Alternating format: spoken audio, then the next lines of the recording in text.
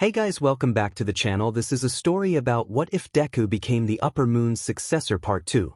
If you guys enjoy this what if and want to see part 3, comment down below and let me know before I start. Please do support for more awesome content and leave a like, and don't forget to subscribe to my channel and also share this video with your friends and check out the description in my playlist. The author of the story 𝗧𝗵𝗃 𝗧𝗵𝗃 from Wattpad. So let's start the video. Infinity Fortress a few hours after 𝗧𝗵𝗃 attack. Ugh, what happened? A young lady woke up in the middle of a strange room, and beside her was another young lady that looked at least 3 to 4 years younger than her. She had no idea where she was, or how she got there. She didn't even have any idea who she was. I see you're awake. She looked to the side and saw Izuku watching Attack on Titan on his TV in his casual clothing. She jumped up and got into a defensive stance.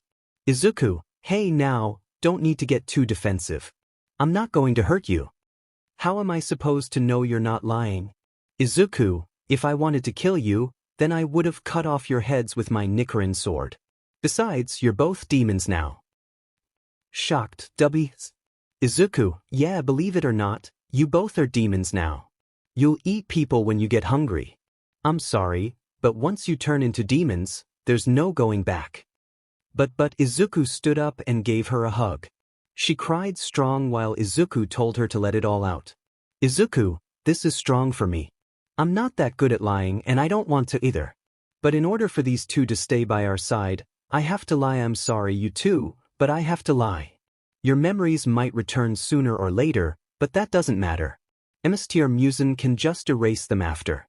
I don't even remember my own name, Izuku, and I don't know your name. How about I give you one? How's that sound? It works, Izuku. How about 𝗬𝗵𝗃𝗁𝗃? My 𝗵𝗃𝗃𝗁𝗃 𝗵𝗃𝗃𝗃. 𝗬𝗵𝗃. Yeah, that sounds good. I like it. Izuku, okay, then 𝗬𝗵𝗃𝗁𝗃. Welcome to the demon's base, the Infinity Fortress. Also, can you wake your friend up?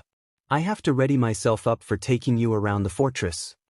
𝗬𝗵𝗃𝗁𝗃. Okay, but what's her name? Izuku, that, I don't know. You can ask her when she wakes up. 𝗬𝗵𝗃𝗁𝗃, used to be Kazuya as a human, went to wake up the other girl, who used to be Noriko as a human, but will now go by a different name as a demon. Izuku came out of the next room, and now he was wearing his clothing that he uses most of the time. His clothing is the same as Kokushibo's, but the purple parts are dark red. Izuku, let's go, 𝗬𝗵𝗃𝗁𝗃. We have to go meet the others. 𝗬𝗵𝗃𝗁𝗃, why? Izuku, to make yourselves familiar with each other in order to avoid confusion. And I see your friend is awake.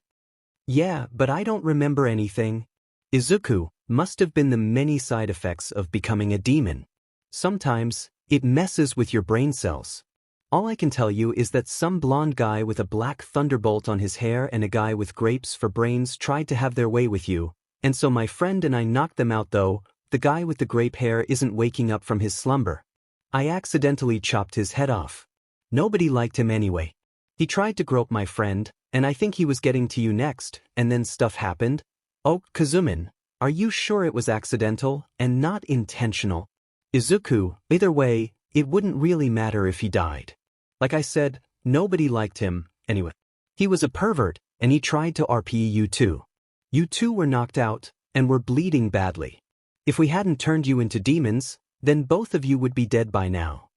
𝗬𝗵𝗃𝗁𝗃, oh, Izuku, I know this makes me worse than the boys from my past, and I did promise myself not to be anything like them, but I don't want to upset Lord 𝗵𝗃𝗁, so, I guess I have to go by an alias if I don't have a name, huh? Izuku, how about 𝗵𝗃𝗃𝗁𝗃? 𝗵𝗃𝗃𝗃. I kind of like it. Sure, I'll go by 𝗵𝗃𝗃𝗁𝗃. The former Noriko is now known as 𝗵𝗃𝗃𝗁𝗃. Also, this is what the both of them look like now as demons. Noriko, now known as 𝗵𝗃𝗃𝗁𝗃, a horn grew on her head, and her eyes changed from yellow to bright orange. Her blonde hair grew longer. Kazuya, now known as 𝗬𝗵𝗃𝗁𝗃, her eyes turned from fire red color to scarlet. Her hair turned from orange to red that faded to pink on the ends. Izuku, now that that's out of the way, I think it's time that I take you to the others. I must warn you, some of them are a bit loud. Izuku opened the door, and the first thing that the three of them heard were the sounds of everyone either arguing or being loud.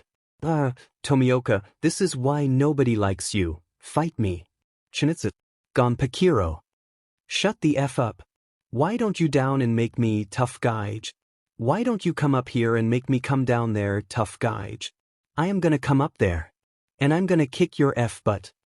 Oi. 𝗵𝗃𝗵𝗲 𝗵𝘃𝗵𝗄𝐻. Who the F are you? For you is. For you be. I don't even know yo 𝗂𝗧. Izuku, W did we just witness? Mikasa, it is always like this here. Izuku, every once a month, yeah? Just then, something crash landed from the ceiling. It was 𝗂𝗲 looking off, and 𝗍𝗲, who was trying to fight him. Izuku, what the dash 𝗂𝗲? All women are queens? 𝗍𝗲, if she breathes she's a 𝗂𝗲𝗃. They clashed their demon arts, and they both went through the floors below them. Izuku, I wasn't even away for 3 hours and this happens where's 𝗂𝗲𝗵𝗃, I'm going to assume that your 𝗵𝗃 is stronger than you. Izuku, second strongest demon in the entire demon race. 𝗂𝗲𝗵𝗃, wow, Izuku, anyway, I suggest you ignore everything else that's happening. I'll introduce you two to the ones that aren't part of whatever's going on here. They walked over to the lower moon's meeting place, which looked like a giant gamer's room that had like 20 PCs, which were all stolen, and the Wi-Fi was coming out of Zenitsu, and was part of his BLD demon art. Everyone has like 20 ping or so. Nothing even higher than 100 ping. Izuku, 𝗧𝗵𝗲. Momo, hey, Izuku. I see they're awake. 𝗂𝗲𝗵𝗃, hi. My name is 𝗂𝗲𝗵𝗃. Izuku gave me a name because I couldn't remember my real one. Mikasa, and I'm Mikasa. Same goes for me. I couldn't remember even a little bit of my past. Jiro, that Ochiko, yeah. Ours didn't get erased when we turned into demons, though. Nezuko, Zenitsu, maybe you guys are one of the other 50% of demons that lose their memories upon transformation? Mikasa/𝗂𝗲𝗵𝗃. Oh, Izuku, don't feel down you two. It's alright dash he was cut off when he was suddenly transported to the center of the Infinity Fortress, along with the other lower moons, but 𝗂𝗲𝗵𝗃 and Mikasa were left behind. 𝗵𝗃 was there, but nobody really noticed him. He was behind a giant flat-screen TV, so nobody knew he was there. Izuku, another meeting already? 𝗵𝗃, not exactly Izuku, Mr. 𝗵𝗃 sir. I apologize, I didn't notice you were here. 𝗵𝗃, quiet. I want all of you to take a look at this. I happen to be watching TV, but this news report about your previous involvement with the attack on the USJ was brought to the media's attention. Zenitsu, is UA's principal being interviewed, sir? 𝗵𝗃, no, Zenitsu. It's Izuku's father who's being interviewed. I'm surprised his deadbeat father can still maintain his muscle form despite using it all up today. Just to clarify, about a week after turning into a demon, Izuku told everyone about All Might's real quirk, and Izumi being the new inheritor for it. 𝗵𝗃 took an interest, and he told the other moons of his longing to bring Izumi to the demon's side. Izuku volunteered to be the one to turn Izumi into a demon, and 𝗵𝗃 decided to give him the task to bring Izumi to the demon's side. 𝗵𝗃 asked him what his plan was, but Izuku said he'll look for the right moment to do so. Even though Izuku said he wasn't going to turn any of the girls into demons, that wasn't a complete lie. If he were to turn them into demons, he'd do it at the right place, and when it's night time. 𝗵𝗃 didn't want to wait, but since it's Izuku who's willing to do it, then he just had to comply because of Izuku's high IQ, almost rivaling his own, even with all 5 brains. Izuku, they're probably only spouting more lies into the media. Either way, I want to see for myself on how fake of heroes these fools can get. They all walked over to the back of 𝗵𝗃's couch, and they watched the news together. The scene was outside of UA, and All Might was there, which made Izuku scowl. All Might was a bit deflated, but nobody noticed except for him. Due to that, he wasn't as loud as he was supposed to. His voice tone was just lower. Also, from the looks of things, the sun was nearly about to set, judging by the background. Reporter, we're bringing you in this report from UA High, where apparently, its USJ facility has been attacked by a villain organization known as the League of Villains. Here, we have All Might bringing us his feedback on the attack. All Might, what exactly happened in there? All Might, I can't say for sure. I was running a bit late, but when I made it there, the doors were sealed off from the inside. Once my wife and I entered, hundreds of villains were on the scene, and the students were being held hostage, including my own daughter.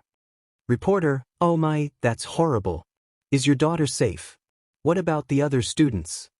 All Might, my daughter and her classmates are just fine. However, my wife and one of the students had been slashed across the 𝗳𝗊𝗃𝗃, some had been beaten up pretty badly, and another one didn't make it out alive. His head had been chopped off by accident, according to his murderer. Everyone who was watching had gasped, while 𝗵𝗃 grinned, but the lower moons were staring at Izuku with a deadpan look.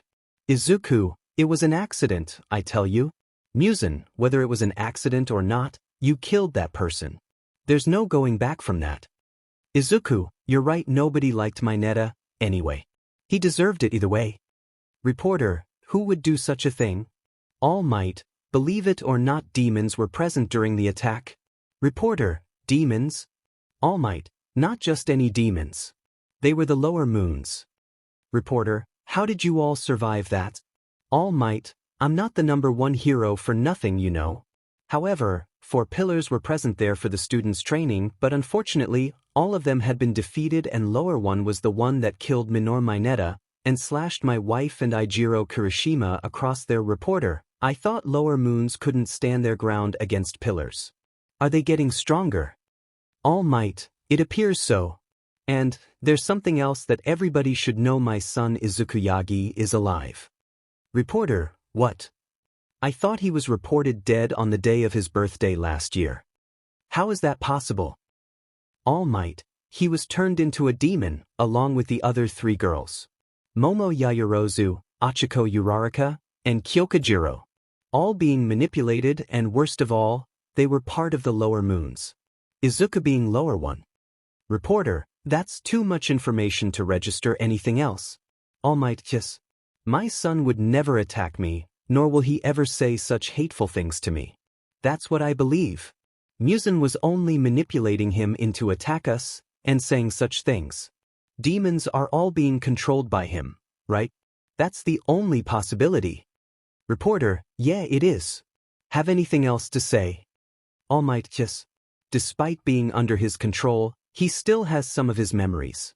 He even tried to turn the girls into demons, including my own daughter. I just cannot allow it, so I hired some personal demon slayer bodyguards for my daughter that will watch her during her free time. That way, 𝗵𝗃 can't get to her. Reporter, isn't that a little overboard, All Might? All Might, as long as it's to keep my daughter safe, I'll do any means necessary. Reporter, alright, I'll move on to the others. Thanks for your time, All Might. All Might, anytime. After that, 𝗵𝗃 turned the TV off and faced Izuku. 𝗵𝗃, well, any thoughts, Izuku? Izuku was shaking violently, and was clearly mad. He just couldn't release his bloodlust because 𝗵𝗃 might accidentally kill him. Izuku, he thinks I'm being manipulated, just like all those other demons. He blames you for me turning into a demon, but he's too stupid to believe that everything I do is because of his actions. He even hired some guards for Izumi. Is he stripping me of my rights to see my own sister? Who does he think he is? I want to kill him so badly, yet I want to make him suffer a lot because of his mistakes, man. This hatred for him is making me regret not killing him during the USJ. He looked up at 𝗵𝗃. Izuku, 𝗵𝗃, may I ask for your permission to go on a hunt tonight? 𝗵𝗃, granted. Take your anger out on your opponents. Izuku, and I shall. I'll go alone. This is something I need to do myself. 𝗵𝗃 grinned. 𝗵𝗃, nay, send them where they want to go. Neikime, as you wish. Izuku, where do you wish to go? Izuku, let's see, how about the middle of Hosu City? It's dark out now, plus a lot of fakers roam around there. Neikime, very well. Neikime then strung her biwa, and a tatami door opened just beside them. Izuku, we'll be on our way then. Farewell, Mr. 𝗵𝗃. 𝗵𝗃 only nodded. Izuku, goodbye, you guys. Lower moons, bye. Be careful. Izuku, I will. He then went through the tatami door. Once he went through, he was now in an alleyway in the middle of Hosu City. Izuku, so this is where all the heroes come out to play. So many of them, and all the fakes are just as many time to wipe them all out, I suppose. He then set off. Unknown to him, somebody watched him from around the corner. He was a bit intrigued by what he said. He sees the corruption in this society too. Interesting, I have to follow him and fast. The person that was watching him went after him while jumping across the roofs of the building. Izuku, on the other hand, he was hunting while seething with rage upon watching the news earlier. Izuku, all might, your foolishness and delusion will be the death of you, you're the worst of all fakes. Izuku then saw a duo of heroes ganging up on a lone young lady in another alleyway. The lady had white hair and glasses, but the rest of her features weren't visible. Izuku landed on a roof, and he began observing the scene. Hero 1, come on, we help you. Repay us. Hero 2, with your body, that is? No. Aren't you two supposed to be heroes? You're just Hero 2, watch your mouth, lady. Izuku was watching from the rooftop with a disgusted look on his face. The person following him also saw the scene, and he was just as disgusted. He was about to jump in, but Izuku beat him to the punch. Izuku jumped down in the dark alleyway, startling the two heroes. They turned around, and were met with his 6 glowing red eyes in the dark, scaring them in the process. Hero 1, you a villain, 6 eyes? Hero 2, if so, then you're in for it? Izuku, a villain? No. I'm just passing by. And aren't you a hero? Why are you cornering this young lady? Hero 2, oh, she just needed help is all. Nothing to see here. Hero 1, this guy better leave now or we have to kill him. Hero 2, teeth. This guy got in our way. Izuku, helping her. I remember her saying something about you two being there's no point in lying, I heard everything. Hero 1, in that case Hero 2, we just have to kill you. Izuku, hey, I want to see you try against a being like me, one of the 12 moons. Izuku walked forward, giving them the opportunity to look at his eyes, and they got intimidated by him now due to the fact that now they knew he was lower one. Izuku, 𝗳𝗵𝗵𝗃𝗲. Izuku then unsheathed his sword from his scabbard, and he performed the first form of moon breathing. He sliced the two heroes from their hips, and not instantly kill them so that they could suffer the pain before they die. He then turned to the lady, who was shaking in fear of what she just witnessed. Izuku, hey, don't be afraid, I just came to kill off some fakes, so don't worry about me killing you. I don't kill those who aren't on my kill list. How would I know that I can trust you? Izuku, you don't have to if you don't want to be here anymore, you may leave. Alright, for a lower moon, you're pretty nice. Izuku, it's in my nature. Wait a sec, why does her voice sound familiar? And thanks for saving me even though you killed those two. Izuku, you're welcome. Just don't get into any more trouble. Can I at least get your name before I leave? I want to know the name of my savior. Izuku, ladies first. If that's what you want, it's 𝗵𝗃𝗵𝗃 Todoroki. Izuku, wait a sec, big sis, you mean? 𝗵𝗃𝗵𝗃𝗃. How do you know that nickname? Only my younger siblings and their friends call me that. Izuku, I'm one of them. 𝗵𝗃𝗵𝗃, I remember one of them having 6 arms and not 6 eyes. Izuku, oh yeah, I still have this form on. Let me just also turn a light on or something. You can't confirm who I am if it's this dark. He reverted back to his original form. 𝗵𝗃𝗵𝗃 shone her phone's flashlight at Izuku, but not on his face. Only above him so that she can get a clear view. Once she saw his face, her eyes widened. 𝗵𝗃𝗵𝗃, Izuku. How are you alive? Everyone thought you were dead. Izuku, maybe you hadn't watched the news, but I became a demon on that very night. I wanted to be in order to escape from them. I didn't want to be with my family anymore. 𝗵𝗃𝗵𝗃, but why? Izuku, well, as you may know, All Might's my deadbeat dad, and he neglected me because of the fact that I didn't have a quirk. Then, during school times, everyone would beat me up, including your own siblings, though Shoka, she didn't really wanted to. She was manipulated into doing so by the guys, including her own twin sibling. She, along with the other girls, aren't the ones responsible for me becoming a demon. 𝗵𝗃𝗵𝗃, they did such things. Is that why Shoka ran away? And Shoto and the other boys manipulated them. How could they do such a thing? Izuku, well, from the information I was given by the 3 that didn't bully me, they bullied me because the guys told them that it was to protect me, but in reality, the guys only wanted me to hate the girls, so that the girls could somehow hate me back, and they could have the girls for themselves. 𝗵𝗃𝗃𝗏, I never knew Shoto would do such a thing. Izuku, if you want for info about it, ask your sister. She's living with Izumi, from what I know, but All Might put some bodyguards on her for some stupid reason. It's like he didn't even want me to come in contact with them. Aizawa's already enough protection for them, considering he's a pro, so I don't see the point in hiring bodyguards for Izumi. 𝗵𝗃𝗏, even though your own sister bullied you, you still care for her. Why? Izuku, like I said, the girls were manipulated. So don't blame Shoka for her brother's actions. It's just 𝗵𝗃𝗏's personality and arrogance passed on to him. Speaking of which, 𝗵𝗃𝗏 killed my friend's family, and didn't even show any sign of regret, even if it was accidental. 𝗵𝗃𝗏 was shocked since she never read or heard anything like that about her father, but since she knew Izuku, she knew she could trust him on his word.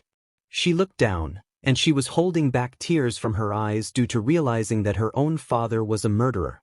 That was when she lost all hope of getting the Todoroki family to be whole again, at least, not with 𝗵𝗃𝗏 and Shoto. 𝗵𝗃𝗏, I see Izuku, I think you should leave now. If anyone saw you with me, they might take you in. 𝗵𝗃𝗏, alright. 𝗵𝗃𝗏 then left for the train station, while still holding back her tears from the revelations. Izuku was left in the alleyway with the two now dead fakes. Izuku sensed somebody there with him. Izuku, I know you're there, come on out. Heh. Impressive son of All Might. Izuku, don't call me that. I'm not that BSDRD's son. Now, what do you want, 𝗧𝗵? The person now known as 𝗧𝗵 came out of a corner and made himself visible. 𝗧𝗵, I took note of what you said earlier, and I came to the conclusion that you and I have the same view on this society. A world full of fakes and corruption within the hero society. Tell me what made you see the corruption in this society. Izuku, I thought you heard what I said earlier, 𝗧𝗵. I don't want a slice, I want the whole pie. Tell me your story. Izuku, fine. Izuku then proceeded to tell 𝗧𝗵 his story. 𝗧𝗵 was both shocked and mad at what the new generation of heroes was like. And like Izuku, 𝗧𝗵 understood the situation clearly, and knew that the girls were only victims that were manipulated into becoming what the boys were. 𝗧𝗵, I understand now, so son of 𝗵𝗃𝗏 got his own sister to join in on the bullying. When I see him, I'll kill him. Izuku, I won't let you. They're my targets, but I won't kill them just yet. I want them to witness the consequences of their actions. You see, Shoto Todoroki actually had a crush on a friend of mine, Momo Yaoyorozu. He only sees her for her body, and was put into an arranged marriage with her, but Momo ran away with me on the night before we were announced dead. She's one of the 12 moons now, along with Achiko Uraraka and Kyokujiro. 𝗧𝗵, all three of them are alive too. Why did they become demons? Izuku, I'm in no place to reveal their reasons. If you want answers, ask them. Though, there's one thing I could tell you, All Might, he killed Achiko's and Kyoka's parents, and not the villains that he faced that day. 𝗧𝗵, what? Izuku, I know this might sound crazy, but despite All Might's image to the public, he's pretty stupid enough to even notice that he was at fault for the many lives that were lost during his fights. That time a few months ago, he was responsible for the death of all those civilians. We deem him as a murderer, even though we're murderers ourselves. 𝗧𝗵, All Might a murderer? That can't be right. He's Izuku, a true hero, is what you would say, but in all 6 of my eyes, he, along with 𝗧𝗵𝗏 and 𝗵𝗃𝗏, are the fakest out of all the fakes. All Might and 𝗧𝗵𝗏 are my parents, and they neglected me and left me for dead for being quirkless. 𝗧𝗵, you're quirkless. That's not a reason to neglect a child. Izuku, exactly. 𝗧𝗵, I mean, you spend 9 whole months in your mother's belly, and all they do after finding out your quirklessness at the age of 4 is ignore you. What the hell kind of bullshit is that? Now I realize that All Might and 𝗧𝗵𝗏 are fakes. I thought those 2 were one of the few that were true, but it seems I've been deceived. Izuku, yeah, those 2 never had any idea of my existence until my sister reminded them. As for 𝗵𝗃𝗏, he abused his kids and wife, the latter of which he put in a hospital so that his youngest kids can't interact with her. 𝗧𝗵, I want to commit a murder now. Bring me 𝗵𝗃𝗏. Izuku, no can do. I have other plans for that flaming landfill. For now, how about we make a deal? 𝗧𝗵, I'm interested. Izuku, as you may know, we demons can't walk in the sun. Even though my friend can manipulate the weather, it'll be way too suspicious if cloudy or rainy weather happens too frequently at the wrong time of the year, so I was thinking of having some day walkers, or in simpler terms, humans work with us to 𝗳𝗵𝗃𝗃𝗃. I'm in. Izuku, really? 𝗧𝗵𝗃𝗃𝗃. But on one condition, I don't want any demons coming after me, alright. And if they do come after me, I need those special katanas. Izuku, I have a huge stain, gimme? Izuku, the next time we meet 𝗳𝗵𝗃𝗃𝗃, Izuku, oh, it's 𝗵𝘃𝗵𝗃𝗃𝗃. Yes, sir. 𝗵𝘃𝗃𝗃, it seems you've made an accomplice with a human Izuku. Yes, sir. He has the same ideals as mine, and he can be a great ally to us. He can be our day walker so that he can gather information about the enemy while it's daytime. 𝗵𝘃𝗃𝗃, I'm not so sure I don't trust humans that much, but from the way you put it, I say give it a shot. Don't fail me, Izuku. Izuku, since when have I ever, Lord 𝗵𝘃𝗃𝗃? 𝗵𝘃𝗃, sigh, you have a point, well, whatever. Go on with whatever you're doing. Izuku, wait, hold on. May I speak with Tanjiro first? 𝗵𝘃𝗃𝗃, whatever. Go ahead.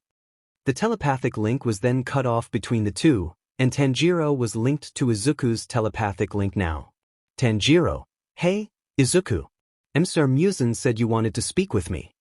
Izuku, yeah, I just wanted you to get 2 swords from my collection. I wanted to give them to our day walker aka hero killer, 𝗧𝗵𝗃𝗃𝗃. Just tell 𝗧𝗵𝗃𝗃𝗃 to open up a door on my coordinates, and you should be good to go. Tanjiro, sure thing. Anything for my bestie. Izuku, alright then, goodbye. And thanks, my guy. The telepathic link then disconnected, and Izuku turned back to 𝗧𝗵𝗃𝗃𝗃. Izuku, sorry about that. I just had to have little chat with my colleagues and boss. 𝗧𝗵𝗃𝗃𝗃, I understand. Now, about that sword dashed, he was cut off by a door suddenly opening above both of them. 2 swords came out, both were Nichiren swords. 𝗧𝗵𝗃𝗃, well Izuku, thanks, Tanjiro. Tanjiro, no prob, the door closed and 𝗧𝗵𝗃𝗃𝗃 picked up the swords. 𝗧𝗵𝗃𝗃, thanks for this. Izuku, anytime. If you need a new sword, I have at least 50 more in my collection. I invaded final selection once. 𝗧𝗵𝗃𝗃𝗃. Izuku, anyway, I have a job for you, 𝗧𝗵𝗃𝗃𝗃. Let me in on the details. Izuku, mind targeting a specific hero for me? 𝗧𝗵𝗃𝗃𝗃, sure. Izuku, I want you to go after 𝗵𝗃𝗵𝗃𝗃. He's that hero with a 𝗧𝗵𝗃 ton of sidekicks. 𝗧𝗵𝗃𝗃𝗃, yeah sure. Why him, specifically? Izuku, he's the older brother of one of my tormentors. Go after him, but don't kill him. I want you to make sure that he can't do hero work anymore. Knowing that guy's younger brother, who had Groot plant a tree up his butt, he will come after you. 𝗧𝗵𝗃𝗃𝗃, and where are you going with this? Izuku, he's got this knack for being strict and is kind of an but he respects his brother's works.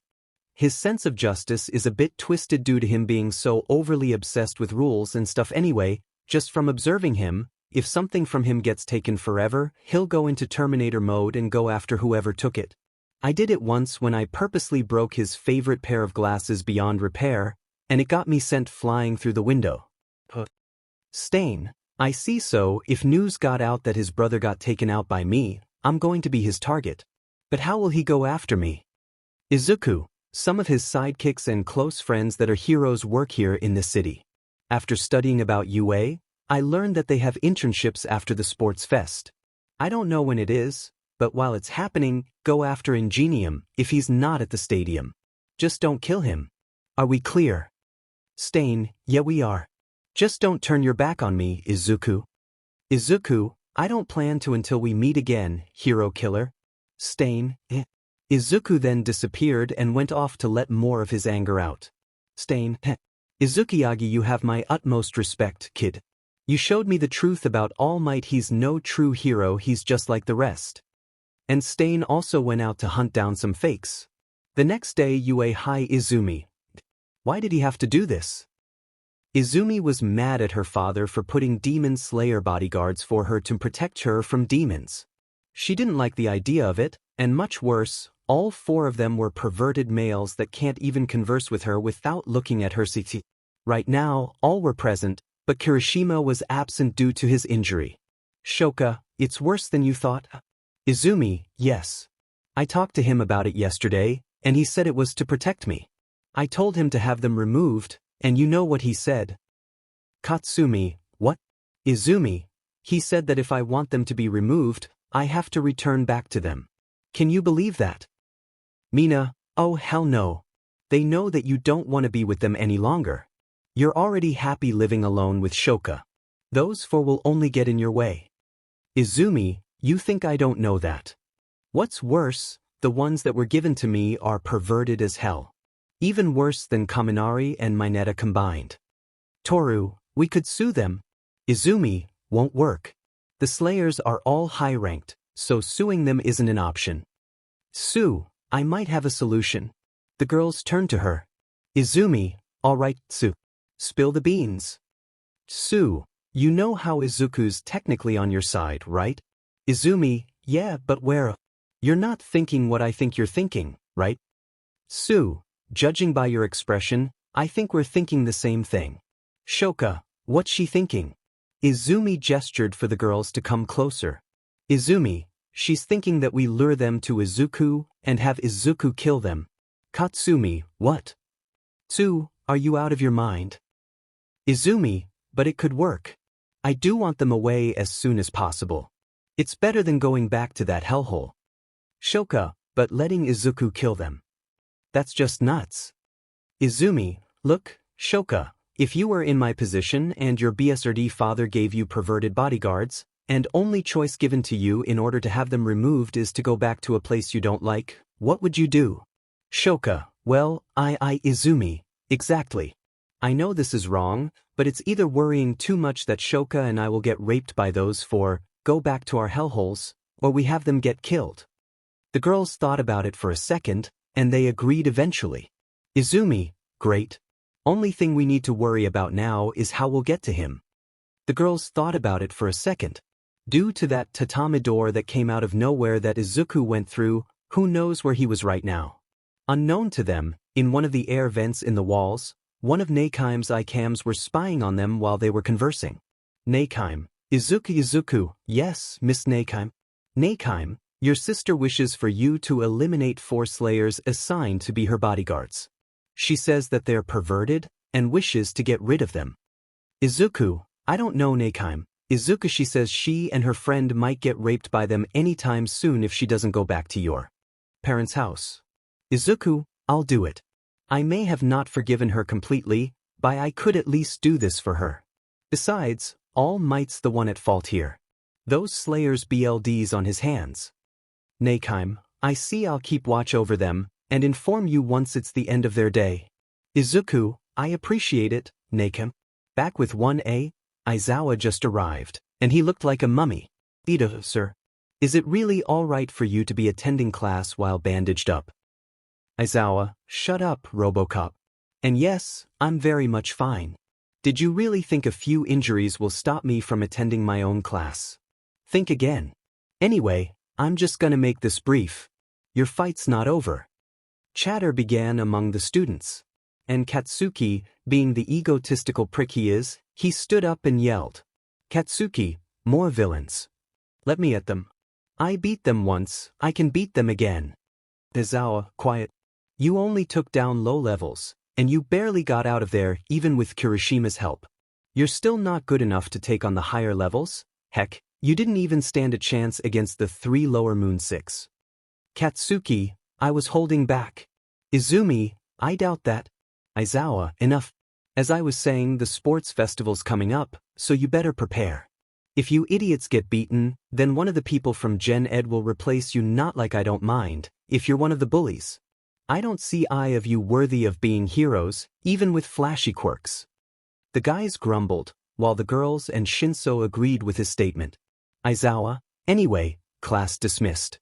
You have 2 weeks to train for the sports fest. Do your best. You'll have to. He went back into his sleeping bag and became a caterpillar. Everyone started getting pumped up because of the sports festival about to begin. Izumi, hey girls, wanna train? Girls, yeah. They then headed out, and first thing they saw was a bunch of students blocking their way. Some of which were of class 1B. 𝗬𝗵𝗃𝗃, what's going on here? 𝗵𝗃, pretty sure they're here to scout us for the sports fest. 𝗬𝗵, makes sense. We were attacked by villains after all. Student 1, hey, we heard you were attacked by villains and survived. Student 2, not only that, but even the lower ranks of the 12 demon moons? 𝗬𝗵, yeah, we were, but barely made it out of there alive. They were then approached by a guy with blonde hair. It was 𝗵𝗃𝗵𝗲 from Class 𝗵𝗵𝗵𝗲. Oh, what's this? Class 1A being all high and mighty because of some villain and demon attack. I heard the pillars were there as well, but they never made it out. And one of you died, right? How pathetic. And yet, you still dare to show your faces. 𝗵𝗃, alright, we get it. Look, we didn't expect the moons to attack us, but at least they spared us on the orders of lower one. And if you're going to insult us, insult those scums of boys in this classroom. They're the ones at fault of what happened to my brother, but Shinso's cool. Shinso, yeah, sure, I'm way too tired for this, 𝗬𝗵, and there you have it. 𝗵𝗃𝗵𝗲, if you put it like that, only the boys of 1A are the scums here. Shoka, plus, if you're going to ask, the boys actually thought they could kill the demons without Nicron blades, and only just their quirks. How stupid was that? Toru, and did you know, these guys manipulated us into bullying an innocent kid when we were younger, which happened to be Izuku Yagi, 𝗬𝗵's brother, who was turned into a demon. Mina, and Red Rock considered him unmanly for letting himself be beaten and being born quirkless. Heh, and he considers himself to be a man. Oi! Somebody with silver hair and 𝗂𝗍𝗃 eyebrows came out of the crowd. It was 𝗳𝗍𝗃𝗬𝗃 of Class 𝗵𝗃𝗃𝗬𝗃. Did I hear that correctly? Some guy that says he's a man beats up a kid for a stupid reason. Nah, that's way below unmanly. He's the lowest of the low of all unmanly people out there. Mina, that's what I thought as well. 𝗬𝗵, they're mainly the reason why my brother turned into a demon. He never blamed us, he told us himself back in the 𝗵𝗃𝗵𝗲. Hell, looks like you guys are out of my SHT list. 𝗵𝗃𝗵, good to know. We aren't really looking forward to making enemies, but rivals should do. How's that sound, 𝗵𝗃𝗵𝗲? 𝗵𝗃𝗵𝗲, I accept. Though, only you girls and Shinso over there. The rest of 1A, all scums. Shoka, our first agreement, that's nice. 𝗬𝗵, may the best one win. Wish all of you luck. Everyone, thanks. The girls then left, and Shinso followed right after, but gone in the opposite direction of them. Everyone stared back at the boys of 1A in disgust, but being the pricks they are, they thought they were looking down on them. After a few seconds of chatting some stuff about 1A, the crowd left, clearing a path for the boys. On the way out, 𝗬𝗵 met up with her 4 perverted bodyguards. 𝗬𝗵, oh great. Slayer 1, 𝗬𝗵, we can carry your bags for you. Slayer 2, you must be tired, let me carry you. I want to feel those marshmallows on my back. 𝗬𝗵 and her friends stared in disgust at them. They walked around town for a bit while the pervy slayers were following them.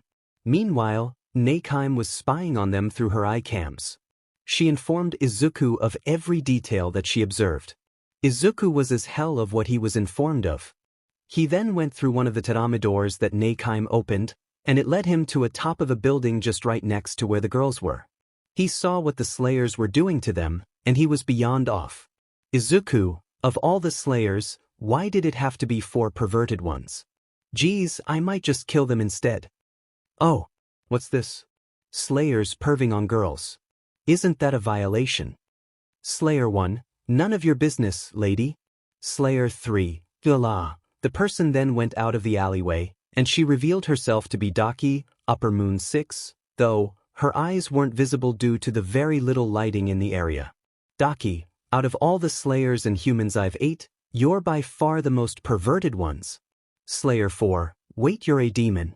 𝗧𝗵𝗃, and here I thought slayers can tell the difference between a mere human and a demon. Consider me disappointed. Slayer 3, shame we have to kill someone as CC as you, but since you're a demon, no exceptions. 𝗧𝗵𝗃, don't get too cocky, besides how you do against a being like me. 𝗵𝗃𝗵𝗃𝗃. The slayers were a little taken aback by what she said, and they were feeling scared right now. The girls were thinking that maybe Izuku sent her to save them, but then they realized that Izuku knows nothing of what was going on right now. if he didn't follow them, of course. That was until Izuku jumped down right in front of the girls in a defensive stance. Izuku, 𝗳𝗏𝗄𝗃. What are you doing here? 𝗳𝗏𝗃, what the I should be asking you that? Izuku, well, I received word that these four were perving on my sister. 𝗳𝗏𝗄𝗃, and I'm here because I wanted a night walk. Izuku, in that? 𝗳𝗏𝗃, I had nothing else to wear. Get used to it. Izuku, I already am. Izuku then turned to the girls. Izuku, oi sis, it's your call, tell me what you want me to do to these guys. Oh, wait, I forgot, you wanted them dead, right? Izumi, 𝗳𝗏𝗄𝗃. Izuku, 𝗵𝗃𝗃 told me. She has eyes everywhere. Now go. We'll handle this for you. These guys will be out of your life soon enough. Mina, Izuku, why are you doing this for us? Izuku, because I still care. If I didn't, then I wouldn't have spared everyone back in the USJ. Don't waste the chance that I gave you, now go. The girls all ran away while thanking Izuku and 𝗳𝗏𝗃 for handling the four pervs. Izuku, now, as for you, for I have some business to attend to with you. What do you think you idiots were doing, perving on my sister? Slayer 1, we're sorry. We didn't know she was your sister. Izuku, even if she wasn't my sis, it still disgusts me to see someone assigned to be bodyguards perving on the girl that they were tasked to guard. You're a disgrace and a failure as a human. Heck, even if you become a demon, Lord Muzan will just murder you the second you make a mistake. The Slayers trembled in fear. 𝗳𝗏𝗃 looked amused, then came out J0taro, who was being 𝗬𝗏𝗄𝗏 mode. J0taro, nice one mine. My bro be stating facts here. Slayer 4, who's that? He ugly AF dash. He was cut off by Izuku stabbing him right in the 𝗮𝗃, killing him instantly. Izuku, nobody calls my bro ugly, not even me. In fact, if he's ugly, what does that make you? J0taro/𝗳𝗏𝗃, oh, burn. The Slayers were shocked and scared of the fact that their teammate was just murdered right in front of them. J0taro was crying true manly tears, even manlier than Tetsu's tears of manliness, and thanking Izuku for defending him like that. Izuku, now 𝗳𝗏𝗃, J0taro, if you would wanna help me with disposing of these, 𝗳𝗏𝗃/J0taro, with pleasure. They then took one each and brutally murdered them. 𝗳𝗏𝗃 beach slapped one of them to a wall, breaking his neck and killing him. Izuku skewered another one and then used 𝗬𝗏𝗵𝗃 chains on him. And J0taro just poisoned the last one to death. Izuku, well, that settles it. Not eating these guys, though fancy seeing you guys here. J0taro, right back at you, man. We wanted to get out of the red light district for once. It was getting old. 𝗳𝗏𝗃, true, as much as I want people to admire my beauty, I don't want ugly to look at me too much, they creep me out. J0taro, Izuku, geez, anyway, I got to go. I have some business to attend to. J0taro, understandable. Have a nice day. Let's go, sis. The both of them then left, and Izuku went to look for the girls to see if they're all right. He saw them being stopped by 𝗫𝗏𝗏 in their way. Izuku groaned in annoyance of seeing him. He watched them from a rooftop.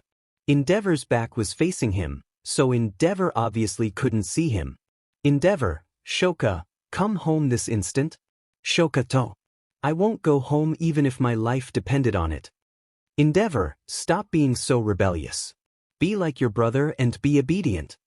Shoka, what am I, your SOV? You're no better than a kidnapper. 𝗫𝗏𝗏, watch your mouth, young lady.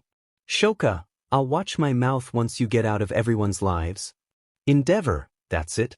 If you won't come willingly, then I have to take you by force. 𝗫𝗏𝗏 then grabbed Shoka by the arm and forcefully dragged her. Katsumi, let her go, you flaming landfill. Izumi, she has her own rights too. 𝗫𝗏𝗏, it doesn't matter. As long as I live, she won't be disobeying my house rules. Izuku had enough and he jumped down while looking at 𝗫𝗏𝗏 with hate in his eyes. Nobody noticed due to his impact on the ground being quiet despite the high fall. Izuku, not very hero-like. 𝗫𝗏𝗏 forcing someone to go with you against their will is clearly something a villain would do, wouldn't you agree? 𝗫𝗏𝗏 turned around and saw Izuku staring right into his soul.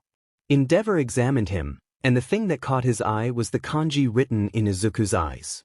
𝗫𝗏𝗏 let go of Shoka and got into a fighting stance. The girls didn't expect Izuku to show up right now, but they were glad he did, otherwise, Shoko would have been returned to her hellhole. 𝗵𝗃𝗏, well, if it isn't one of the 12 demon moons and lower one at that finally, a guinea pig to show everyone that I'm stronger than all might. Izuku-yons, you done yet? I'm not really in the mood for chit-chat. You see, I just had to deal with 4 perverted slayers that were perving on my sister and her friends, and I just came to see how they were doing. Looks like their day was ruined even more because of your presence, demon walking fire hazard. The girls laughed at his insult for 𝗵𝗃𝗏. 𝗵𝗃𝗏 scowled at him and sent a wave of fire at him in anger. Izuku laughed at his sorry attempt and jumped away, but also getting hit slightly on the arm. 𝗵𝗃𝗏 smirked, thinking that he slowed him down, but to his and the girls' surprise, Izuku ripped his own arm off and regenerated it on the spot. Izuku, geez, you call that fire? What a pitiful excuse.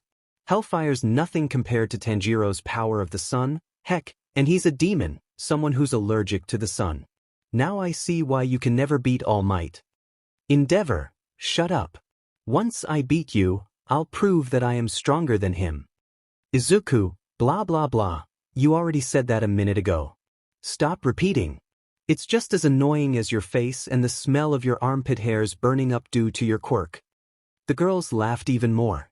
Izuku, oi girls, I suggest you move away for a bit.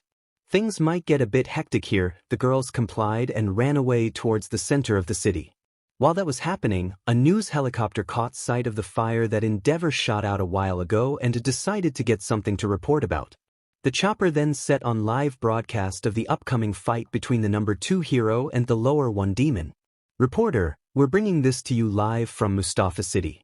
It appears as though the flame hero, 𝗵𝗃𝗏, has come in contact with, who appears to be the lower one of the 12 demon moons, and as revealed to us by All Might, his own son, who he said is being manipulated by the demon king, 𝗵𝗃𝗏𝗃𝗃, Izuku Yagi. Everyone who were on the news channel was waiting for an epic fight to begin. Though, some specific people were having different hopes. For the boys in 𝗵𝗃𝗏-Shinso, who fell asleep as soon as he got home, they were all watching the broadcast from Ida's place, which was empty due to his parents having other business to deal with, and for his brother working late. They were cheering on for 𝗵𝗃𝗏 to win since they hated Izuku. Even Shoto was cheering him on. For the girls of 𝗵𝗃𝗏, they wanted Izuku to win, but were only mentally cheering him on due to the fact that there was a huge crowd around them since they were in the middle of the city that had a jumbotron showing the live broadcast. In a certain hospital, Rei Todoroki, who was being visited by Fuyumi and Natsuo Todoroki, were watching the news and were a bit anxious of the coming fight. Natsuo, hope he dies. Rei, Natsuo, come on mom, can you blame me? He put you in the hospital, he drove you to burn Shoto's face, and then Tuya's death is his fault. How do you expect me to not blame him? Rei, Fuyumi, please talk some sense into your brother. Fuyumi, sorry mom, but after what I found out yesterday, I don't think I can take dad's side anymore. Rei, what are you talking about, Fuyumi? I thought you wanted this family to be whole again. Fuyumi, I did, but I don't think I have any hope left. Shoto became more and more like dad over the years. Shoto, along with the guys, manipulated Shoka and the other girls to bully Izuku, leading for him to run away and die. Natsuo and Rei were shocked. Rei, what? I never thought Shoto would do such a thing. Natsuo, who'd you hear it from, sis? Fuyumi, I heard it from Izuku out of his own words and out of his own mouth. Natsuo, I thought he was dead. Fuyumi, he faked his own death along with Momo, Ochiko, and Kyoka. They all survived, but they turned into demons on their own accord. That's what Izuku told me when he saved me from being raped by 2 heroes. Rei, what?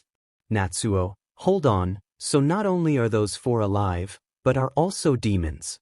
Also, why'd you not say anything about you almost getting Fuyumi, Natsu? In case you're forgetting, we're in a hospital. So please, tone it down. Natsuo calmed down and leaned back against the wall. They turned back to the TV and saw that the fight still hadn't started yet.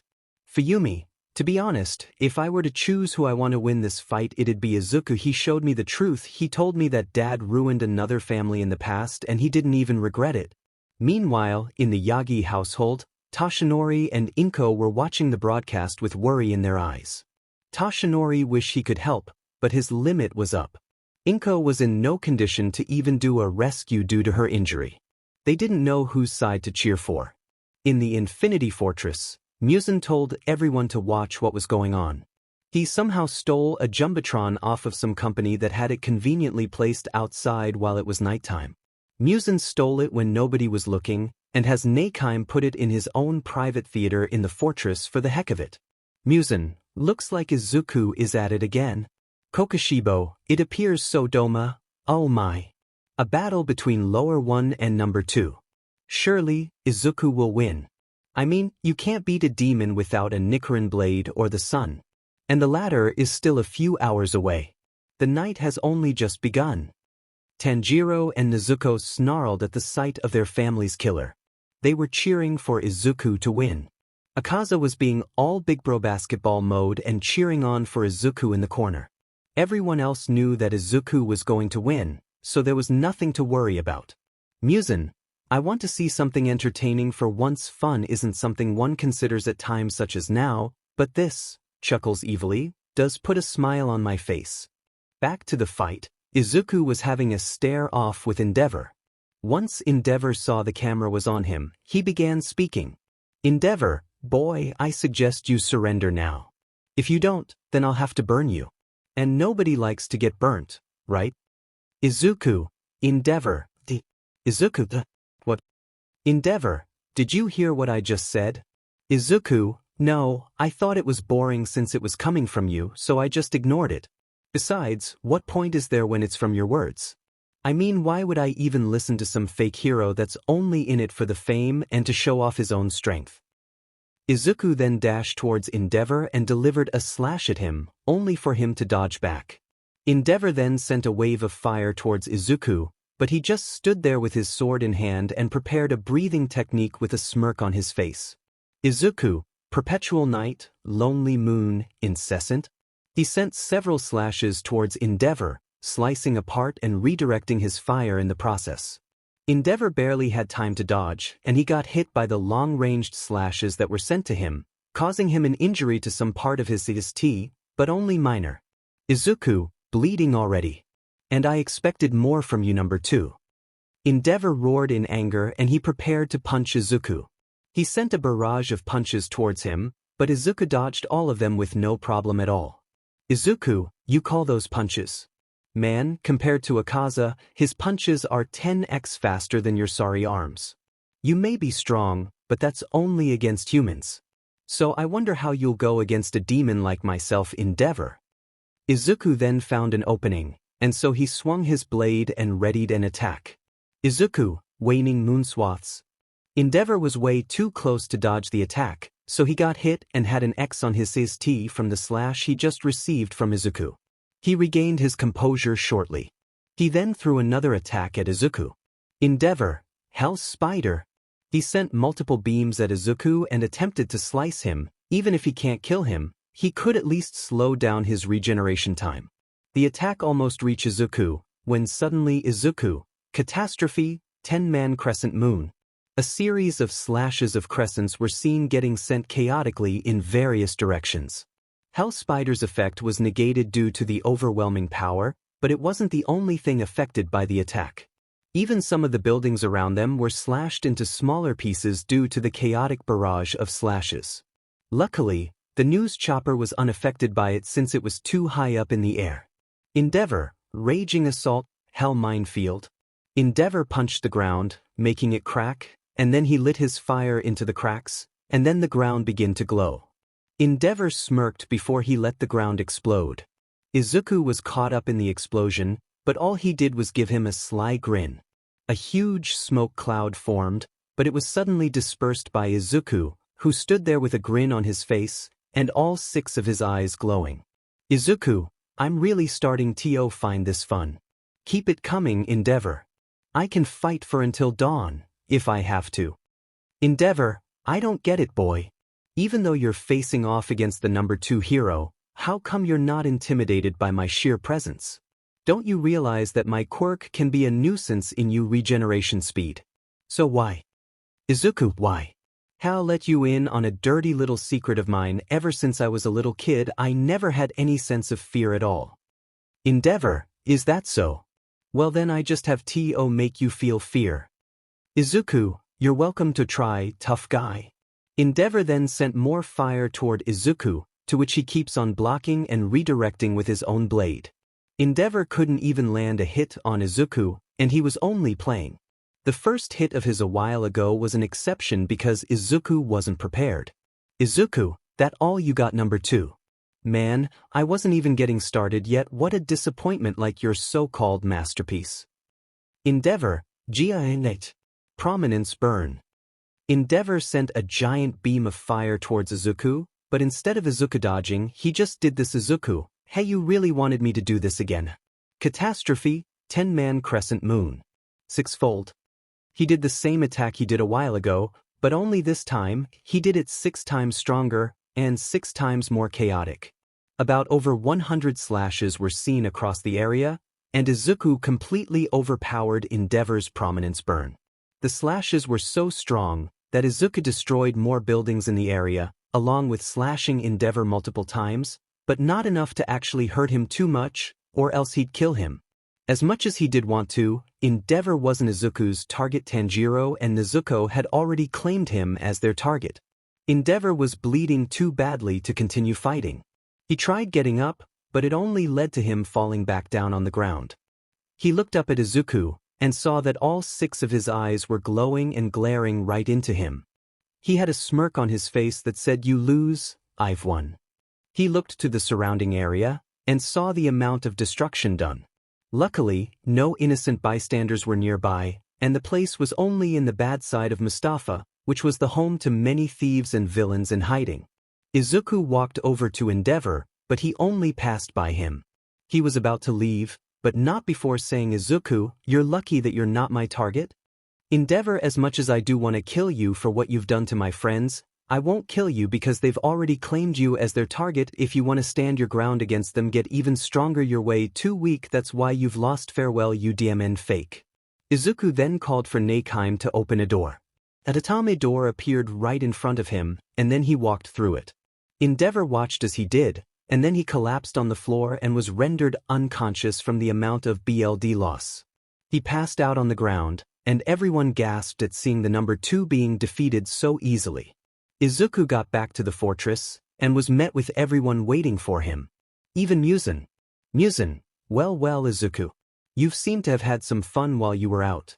And here I was informed by 𝗵𝗃𝗵 that you went out to kill your sister's perverted bodyguards.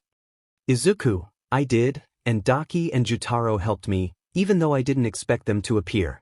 I was actually on my way to greet them, but 𝗵𝗃𝗏 happened, and I sorta got into a fight with him, 𝗵𝗏𝗏, and that we saw.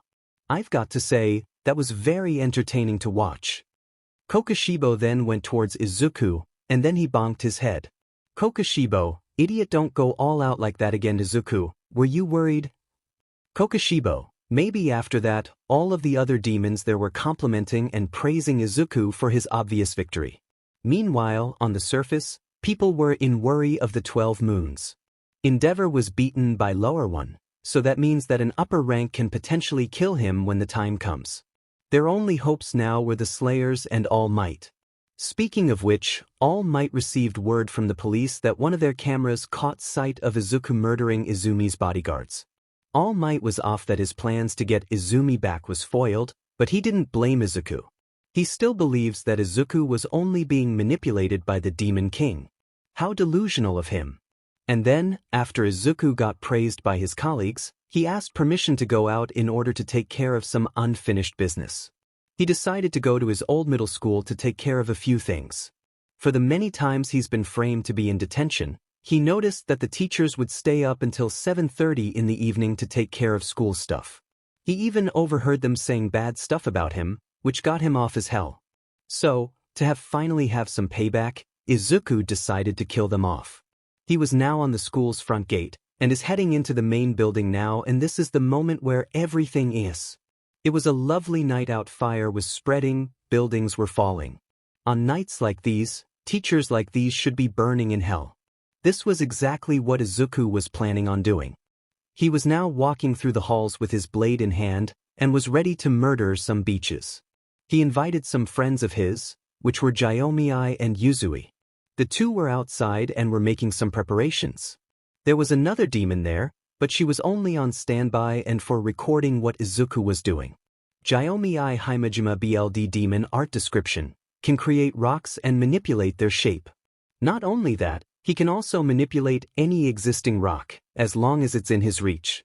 This works best in rocky areas, such as mountains and cliffs. Also uses stone breathing. Tengen Yuzui BLD demon art description. Just like 𝗃𝗃𝗁𝗃, he can manipulate sounds in the area and make certain areas soundproof. Though, unlike her, Yuzui can change his own or somebody's voice. He can even change it to sound like that of a singing voice. Uses sound breathing. Anyway, Yuzui was going to use his BLD demon art to change Izuku's voice to something more creepy later on, whereas 𝗳𝗵𝗃𝗃 used his to seal off the entrances and windows that the teachers could use as an escape point. With Izuku, he was walking through the hallways, up the stairs, and saw the teacher's office right up ahead. He stopped at the end of the hallway and looked at the time. It was still 7:15, and the teachers get out at 7:30. Izuku was put on detention for until that time. The only good thing about it was that Izuku could easily take advantage of that fact and eliminate the ones he hates. Though, in the meantime, he should eliminate the principal and then move on to the other faculty members. He walked down another hallway and up the stairs to the 3rd floor, where the principal's office was. He saw the principal just leaving his office, and once he finished locking the door to his office, he saw Izuku standing at the other end of the hallway, and his red eyes were glowing in the dark. The moon was shining through the windows, and they looked into each other's eyes, almost as if it was the beginning of Sans fight in the genocide route. Izuku, hey, a long time no see, don't you agree? Principal, I Izuku Yagi. What are you doing here? Izuku, don't call me by that name. To answer your question, I came here to deal with something, and that something is your funeral plan. The principal knew what he was referring to, and his eyes widened in fear of what he meant by it. He backed up in fear, and dropping what he was holding as he prepared to run for his life. Izuku smiled and grinned like a maniac as he readied his blade. Izuku, now, I feel kind of great right now since I just defeated that child abuser, so he stepped forward, scaring the principal. Izuku brought his hand up and raised 3 fingers. Izuku, I'll give you 3 seconds, just try to run away if you can. Then, Izuku brought his blade up and pointed it at him. The principal backed away in fear of dying. Izuku, and be sure to cry, scream, and beg for your life. Let me see more of that despair on your face. 3. As soon as he said that, the principal began running away down the hallway opposite of Izuku's direction and ran down the stairs, leaving whatever he dropped back up with Izuku. Izuku, too. His voice echoed through the hallways, scaring the principal even more. Izuku was enjoying the sound of the principal's screams and cries of terror. Izuku, 1. Izuku began walking away from his spot, and his voice changed due to signaling Yuzui from the window and giving him the go-ahead to use his BLD demon art on him. Izuku, happy advanced Halloween, you son of a bitch, Izuku began singing in a girl's voice. Ding dong, I know you can hear me, open up the door, I only want to play a little. His singing voice was heard throughout the entire school, but the outside wasn't affected due to the soundproofing. The principal found his way to the main entrance, only to see it blocked by layers and layers of rocks. He panicked and headed to the other exits, while still hearing Izuku singing. Ding dong, you can't keep me waiting, it's already too late for you to try and run away. The principal kept running and running, trying to find a way to escape, but the only thing that he found were rocks blocking every window and door to the outside. Once Izuku sang the last bit, the principal was starting to lose hope. I see you through the window, our eyes are locked together. The principal shuddered at that part. He looked around, but saw that the only windows around him were the ones that were shattered by the rocks. I can sense your horror, though I'd like to see it closer. The principal began running away again at that. On Izuku's side, he was already on the 1st floor, and he was only walking since he knew there was no way that the principal could escape him. Ding dong. Here I come to find you, hurry up and run, let's play a little game and have fun. Izuku sped it up a little with his pace, and the principal did the same. He found the fire exit and tried to break through the door, but only to find it blocked by another rock from the outside. He ran up the stairs to the second floor and ran to find a place to hide. Ding dong, where is it you've gone to? Do you think you've won? Our game of hide and seek has just begun. His voice continued to echo through the hallways, and the principal's footsteps could be heard from the ceiling on the first floor. Izuku smirked and continued singing. I hear your footsteps thumping loudly through the hallways. I can hear your sharp breaths. You're not very good at hiding. Just wait. You can't hide from me. I'm coming. Just wait. You can't hide from me. I'm coming. Just wait. You can't hide from me. I'm coming. Just wait. You can't hide from me. Izuku ran through the hallways and followed where the sound of the principal's footsteps were, to which the principal also sped up his pace, and ran to the nurse's office, slamming the door in fear, but also alerting Izuku of where he was. He hid in the nurse's closet, where the nurse keeps her lingerie that she uses to stuck some version kids when they get hurt in school. Luckily, Izuku never did go to the nurse's office since the nurse didn't care for him, which was a good thing. Otherwise, he would lose his V card to some nurse that students just because her job was boring for her. Izuku was now outside of the nurse's office. Knock knock, I am at your door now. I am coming in. No need for me to ask permission. Izuku knocked on the door in a creepy manner and was about to turn the handle, but it was locked, so he did this. The principal was startled and whimpered while he's in the process. Knock knock, I'm inside your room now. Where is it you've hid? Our game of hide and seek's about to end. Izuku crept around in the nurse's office, while still having his red eyes glow in the darkness of the place, which also shined brighter than the moonlight entering through the windows of the second floor, which were the only way out right now, but since the principal panicked, he didn't realize it until it was too late. I'm coming closer, looking underneath your bed, but you're not there. I wonder. He flipped every bed, but to no avail, and no sign of him. He turned to the closet and grinned sinisterly. The principal was holding in his breath, but his trembling made noise because he unconsciously kept banging into the closet's door. Could you be inside the closet? Izuku slammed his hand on the closet's knob and opened it aggressively, tearing the door off its hinges, and now he was staring right into the principal's eyes, drilling a hole into his soul and filling it with nothing but terror. Ding dong, I have found you. Ding dong, you were hiding here. Now you're at ding dong. Finally found you. Dear, now you're at ding dong. Looks like I have won. Now you're at ding dong. Pay the consequence. He brings down his blade and violently slashes the principal multiple times across multiple parts of his body, ultimately and brutally killing him. His BLD splattered all over the floors in the nurse's closet and also on the nurse's lingerie. Ding dong, looks like I have won. Now you're at ding dong. Pay the consequence. He stopped slashing and gave the sight a satisfied sigh and smile.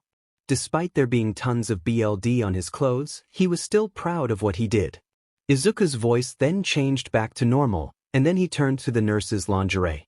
He did what he had to, and he stole them for personal reasons, one of which was to PSS of the school's nurse. After murdering the principal and stealing lingerie, he went back to the teacher's lounge, and just in time to see the teachers leaving the lounge, not even having a hint of fear and notice of what was going on. Once they saw Izuku at the other end of the hallway, they felt their hearts drop and started beating as fast as a F race car. Izuku, so I'm just in time for the end of the meeting. How convenient. Izuku's teacher spoke up. Teacher, wait. Let's talk about this. Izuku. Yourself. Izuku, no, I tried talking to you before about the bullying, but you didn't hear me out, so why should I hear you out? There's no excuse for what you've done. People like you deserve to die. He approached them slowly, giving them more and more terror and fear as he stepped closer and closer towards them, preparing his blade to strike them. Then, once he was close enough, he did this. Izuku, mirror of misfortune, moonlit. He swung his blade and sent several slashes towards the teachers, slashing them and the walls behind them, and even creating several holes in the walls leading to the outside. Izuku looked at the scene, and he felt satisfied with it. Body parts of his former teachers, the ones that just ignored him and lowered his grades, lying on the floor with their BLD sprayed and smeared all over the walls and floor, some even got on the ceiling. He went up to the teacher's BLD puddles and began writing something on the walls. He wrote, 𝗵𝗃 beach. He turned around, saw the giant hole in the wall that he created, so he decided to create more from the top floor, which was the fourth floor, the floor of his former classroom. Once he made it there, he went to the center of the floor and he performed catastrophe 10-man crescent moon on the 4th floor, completely destroying it and ripping off all its walls and tearing the roof apart.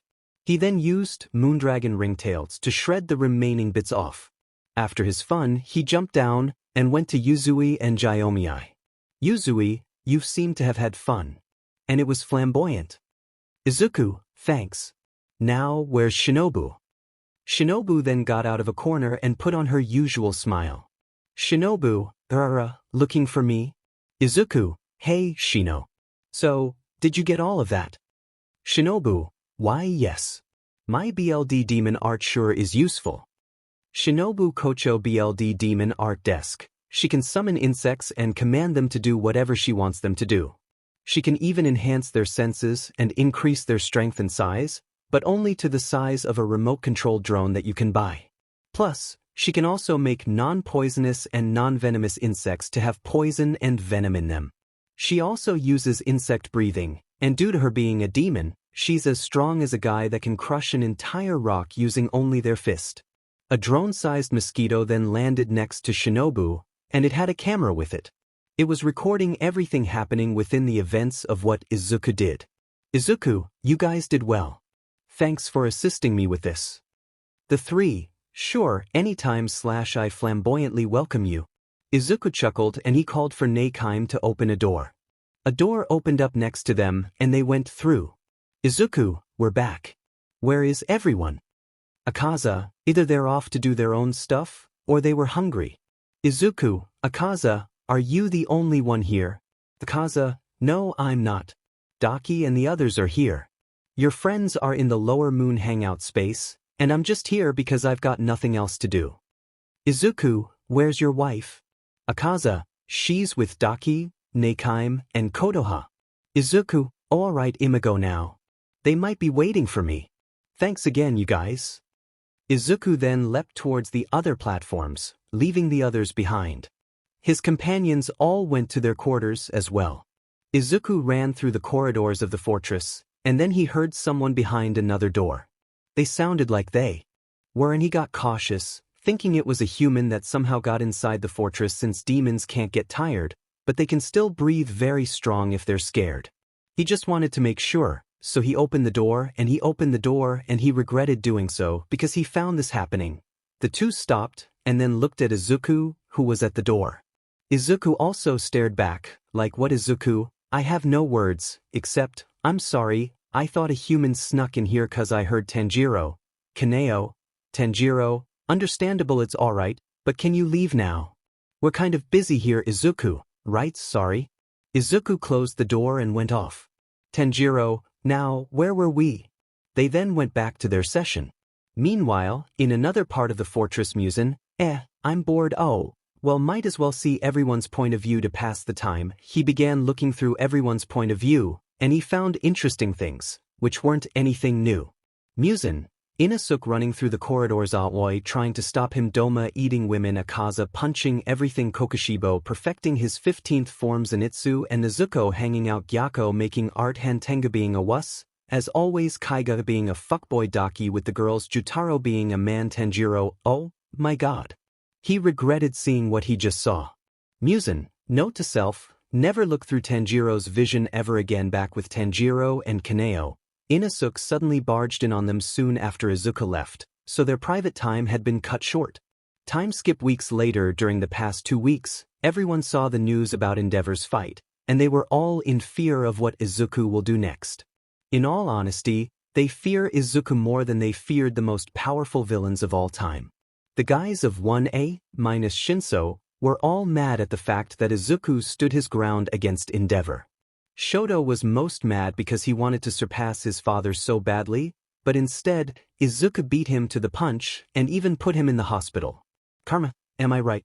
This what you get for putting your wife in the hospital. Meanwhile, the girls were happy that Endeavor was put in the hospital. He was in, but anyway, so what reason is there to be worried about him? Now, they had lesser problems to worry about for now, at least. All Might was another thing. He was trying to get another set of bodyguards for Izumi, but nobody would accept because they feared that Izuku will come after them. He was mad, And now, he wasn't thinking straight because of his current mental state of anger. He wanted to use any means necessary to get Izumi back, even the most drastic of measures. Inko wasn't any different, though. She couldn't be on any help because of her injury. She did want Izumi back, and will do anything All Might will do as long as it brings Izumi back to them.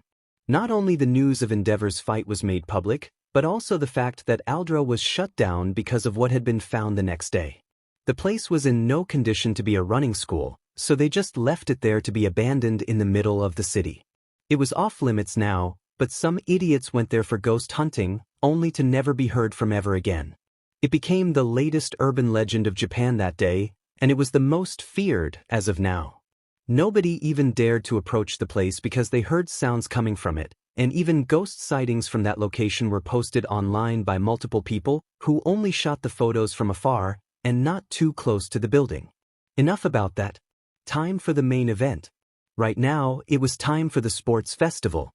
The girls trained their butts off and had the assistance of 1B with them, along with Shinso. They learned everything they need to about going offensive and defensive about their quirks. The other guys from 1A only ever went on offensive, and their defensive level was pretty low, even for Kirishima. They were now all on the starting line to the obstacle race, and it was unfortunately cloudy, but it wasn't going to rain. This due to another one of Zenitsu's doings. Right now, Izuku and his friends could be seen hiding in plain sight. 𝗵𝗃, Michiro, and Aoi were with them, and they were only there because they had nothing better to do. They were dressed like this. They all had their demon forms disabled, so they blended in just right with everyone else there. Izuku was masking everyone's demonic presence with his BLD demon art. The other brought their swords so that if slayers were present, they'd only mistake them for being one of them. Slayers don't really know who else is in the core, not even the pillars, so it's an advantage for our main characters. Luckily, 𝗵𝗃𝗄 used her demon art on everyone, so they can enjoy human food. Might as well explain everyone's BLD demon arts while we're all here. 𝗵𝗃 Kanzaki. BLD demon art desk. Can heal anyone's minor and major injuries, but doesn't use it very often. She can also change their physiology if she wants to. Meaning, she can give other demons the ability to eat human food to blend in more with society, and for increasing their strength, but not even half as much as consuming human flesh. Kaneo Tsuyuri BLD demon art desk. Can grow foliage and plants from anywhere she likes, as long as she's in range. She can also manipulate what's in them, and what mutations it may have. For example, she can create plants that have legs, and even make them breath out poison gas. One time, she tried making Plants vs. Zombies plants come to life, and it worked. Also uses flower breathing. Inosuke Hashibara BLD demon art desk. Basically just a boost in his speed, senses, and durability. He's most powerful in forest areas, and his senses are about on top level. His durability is also not something to look down on. Even if he's only lower 4, he has the hardest skin out of all of his fellow lower moons, which means, if you can't cut the other lower moon's necks, there's no way you can cut his. Also uses beast breathing. 𝗵𝗃 Shinazugawa BLD demon art desk. Can redirect his bullets to hit his targets, and can also redirecting his opponent's bullets. After enough training, he obtained this ability that in which he can activate by firing his bullets at his enemies, and then letting the bullets get into his opponent's flesh, and then he can grow them into a tree, and paralyze his opponents with it. Not only that, the tree can SCK out a human's quirk, and depending on that human's physical attributes, he can even make them quirkless. If they have strong willpower, then permanently removing their quirk is impossible, but can weaken their quirks for 24 hours at most. Michiro Takedo BLD demon art desk. Can release mist and other gases that he can utilize against his opponents. And when I say other gases, I mean even toxic gas and mist, and even carbon dioxide to weaken his opponents. He's killed dozens of slayers with this technique, even when it was only less than a week when he turned into a demon. Though, he didn't want to be in the 12 moons because he didn't want to be relied on, only for him to fail ultimately. Same goes for his brother. Muzan accepted their reasons, so he didn't promote them to the 12 moons, but he did promote them to something else. Also uses mist breathing. Nezuko 𝗵𝗃 BLD demon art desk. Can produce flames out of her own BLD. can even manipulate their properties, like how they can only damage specific targets. She can also waterproof her own fire, so that she can even fight while it's raining. She can also manipulate other fires, such as wildfires and people's fire quirks, and manipulate them temporarily. 𝗵𝗃𝗃𝗵𝗃 can do the same thing as his sister, but better, and can infuse them into his breathing techniques. He can increase the range of his sun breathing's techniques and attacks, and make them hotter and more powerful. His flames even surpassed that of Endeavor's. Also uses sun breathing.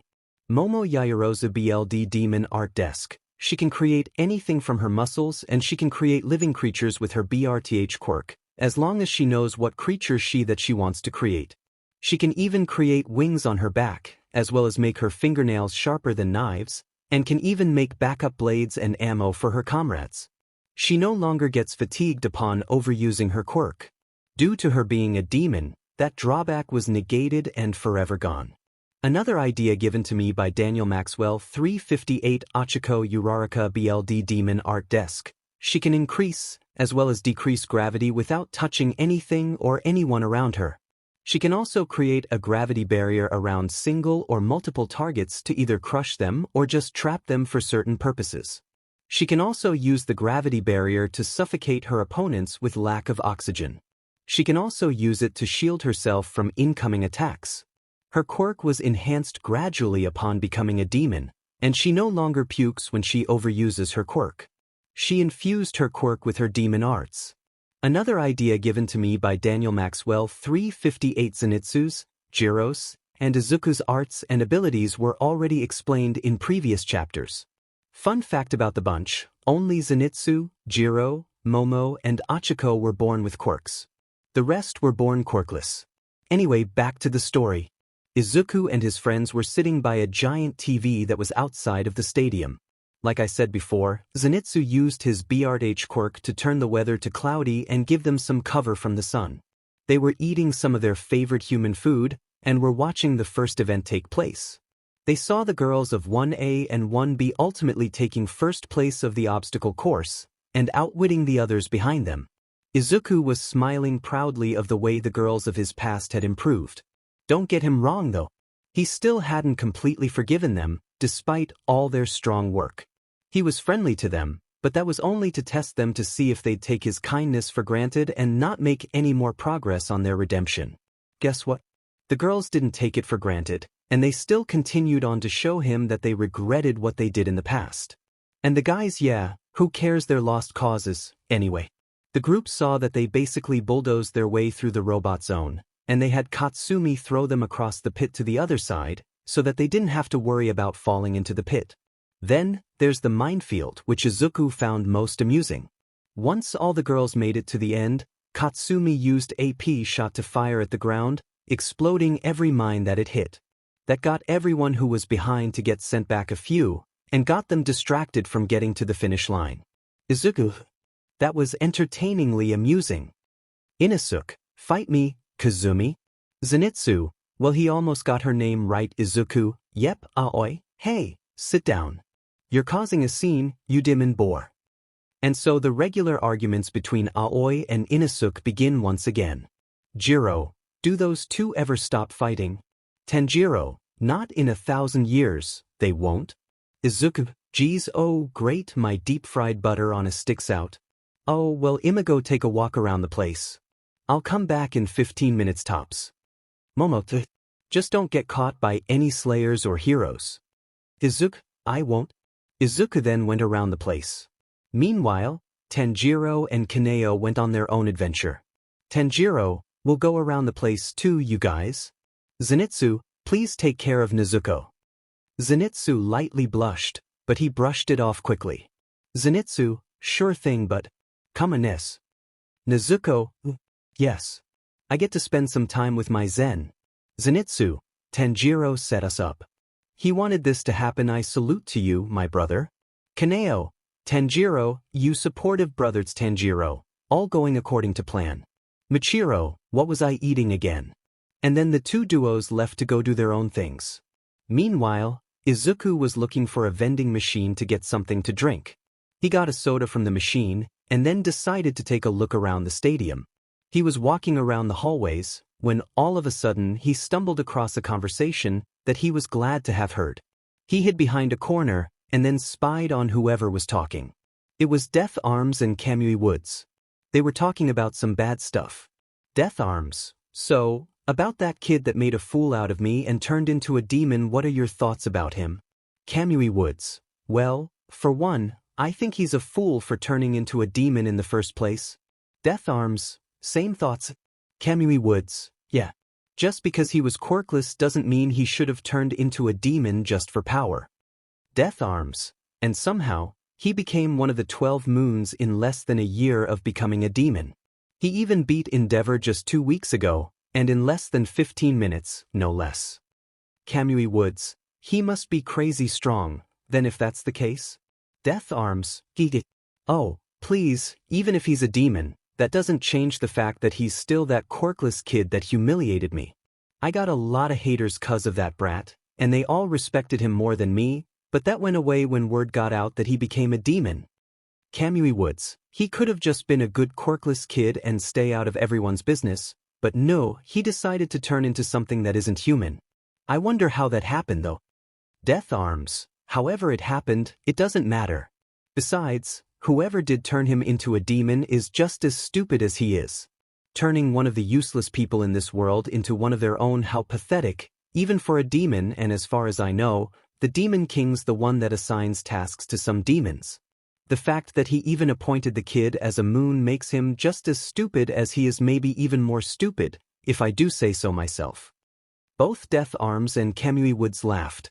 Those last few words echoed in Izuku's mind, and he seethed in rage.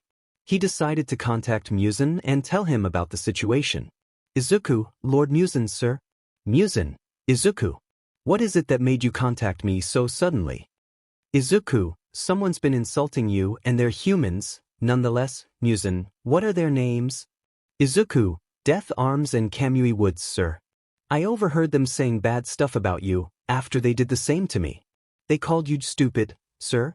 Just hearing them say it makes my blood boil. 𝗵𝗃𝗃, where are they right now? Izuku, just behind this corner. 𝗵𝗃𝗃, I'll have 𝗵𝗃𝗃𝗃𝗃 take them to the fortress. Now, I'll give you a choice. Either I kill them for insulting me, or you kill them for insulting you. Choose, Izuku. Izuku, I'll kill them for both reasons. Nobody insults you and gets away with it, and I'll show them who's weak. On the other end of the telepathic link, 𝗵𝗃𝗃 was angry of the fact that he was insulted by a mere human. He commanded 𝗵𝗃𝗃𝗃𝗃 to teleport them to the fortress at once, and she did just that after Izuku told them of the location. 𝗵𝗃𝗵𝗃𝗃𝗃𝗃 and 𝗵𝗃𝗃𝗃𝗃𝗃 fell right into the fortress and looked spooked by the sudden fall they had. Izuku jumped in. Right after. 𝗵𝗃𝗵𝗃𝗃𝗃𝗃𝗃, where are we? The two fakes got into a fighting stance. 𝗵𝗃𝗃𝗃𝗃𝗃𝗃, you are in the Infinity Fortress? 𝗵𝗃𝗵𝗃𝗃𝗃𝗃𝗃, and who are you? 𝗵𝗃𝗃𝗃𝗃𝗃𝗃, if this is your work, villain, then you are under arrest. Izuku, arrest. How can you arrest the Demon King?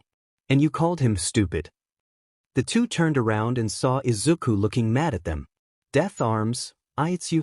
Izuku, yes, it's me, and I'm just as disgusted to see you than you are to see me. The fact that you called Lord 𝗵𝗃𝗃 stupid makes me want to slice you up and kill you right here and then. 𝗵𝗃𝗃, isn't that what we agreed on, Izuku?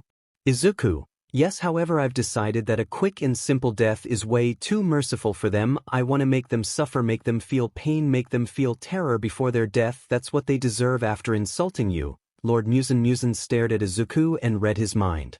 Izuku, yes, these guys deserve the punishment for insulting Lord 𝗵𝗃𝗃 like that. Nobody insults him, not on my watch. 𝗵𝗃𝗃 grinned. 𝗵𝗃𝗃, very well, Izuku. Do what you want with them.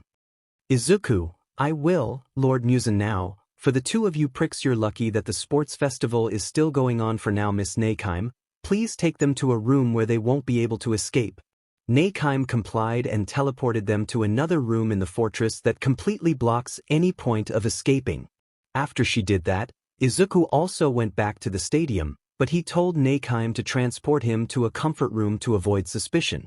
Izuku went out of the comfort room as if nothing had happened, and walked back to his friends, ever so casually. Once he got back outside, which still had cloudy weather out, He sat back down with his friends, just in time for the next event to begin. They watched the cavalry battle commence. Izuku, this should be interesting. Hey, wait a sec, where are Tanjiro and Kaneo? Genya, either getting something to eat, or are eating each other in a janitor's closet as usual. Izuku, yeah, it's pretty much normal. Nezuko, agreed. Almost makes me jealous since I'm still single as an 𝗧𝗵𝗲. Same. The others looked at the two with an "Are you serious?" look. It was pretty obvious that the two liked each other. Time skip 'cause author wanna complete this chapter as soon as possible. After the cavalry battle, everyone was given a break so that they could be ready for the next event, which was a battle tournament. The battles are as follows. Hitoshi Shinso vs Katsuki Bakugo 𝗵𝗃 vs Shoto Todoroki Eijiro Kirishima vs Tetsutetsu Shoka Todoroki vs Hantasiro Izumi Yagi vs Itsuka Kendo 𝗵𝗃𝗃 vs Tenya Ida Setsuna Tokage vs Ibara Shizuki Mina Ashido vs Reiko Yanagi. They were given exactly an hour for the break, and were expected to return by 1 p.m. sharp. Izumi, the girls of 1A and 1B were walking through the hallway, trying to find the way to the cafeteria, but they just couldn't seem to navigate through the seemingly endless maze that the rat demon had requested for the stadium. Itsuka, oh my god, why the heck are all these hallways so strong to navigate through? Izumi, asked the principal. Girl, you'll get your answer, I think. While trying to find their way through, they heard some running from another hallway, and what seemed to be laughing. They turned to the hallway on their left and saw a boar running straight towards them. We all know who this is. Inosuke, coming through. Coming through. Make way for Lord Inosuke. The girls moved away in a panic, and instead of Inosuke hitting them, he hit the wall, leaving a dent. The girls were a bit weirded out by him. Ibara felt a strange energy from him, but decided to keep quiet since she just thought it was nothing. Inosuke shook his head and faced the girls. He first saw Katsumi, and he yelled, Inosuke. Explosion girl. Fight me. Katsumi, who me? Inosuke, yes you. Kantoni Byakugan. Fight me. Katsumi, that's not my name. Inosuke, it's not. Katsumi, it's Katsumi Bakugo. Inosuke, Kurumi Slapaho. Katsumi, that's not it either. Inosuke, hh. No matter fight 𝗵. He was cut off by somebody pulling off his boar mask, exposing his face. The girls were shocked that a boy had her appealing face. Girls, oh no, he's hot. Inosuke, Hukoi. Suzuki, give me my mask back. Izuku, it's Izuku. The girls looked towards Inosuke's back, and were surprised to see another person come out of nowhere. The 1A girls were shocked to see Izuku. Izuku, sorry about my friend here. He's loud and he can't get names right except for a certain somebody's. Izumi, Izuku. Izuku-ta. Izuku looked to his right, and saw that the girls of 1A were staring at him with wide eyes. The girls of 1B were now in shock that the lower moon one was right in front of him. Inosuke was still trying to get his mask back from Izuku. Izuku, oh you guys are here, too. I was on my way to find my two friends that didn't come back for about 20 minutes already.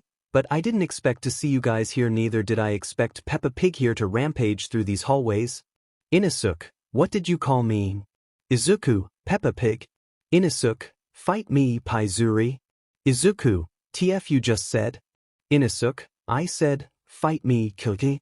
Izuku, did you just call me an armpit? Inosuke, Izuku, you definitely did. Inosuke, no, I didn't. Shoka, enough, you two. They both stopped and looked at Shoka, but then looked back at each other. Inosuke finally got his mask back. Itsuka, is this normal for the two of you? Izuku, with this guy around? Oh, yet Inosuke. Izuku, you know I'm right. Inosuke, no you're not. Izuku, you know what, I came here to do something else. You guys are in charge of Inosuke. He then left down the other hallway and continued to search for whoever he was searching. Inosuke followed him and kept pestering for him to fight him. The girls were left dumbfounded of the situation, and they can only watch while they leave. Well Mina, that was interesting. Izumi, wait a sec, are we just gonna ignore the fact that my brother, who is a lower moon demon, is here in you?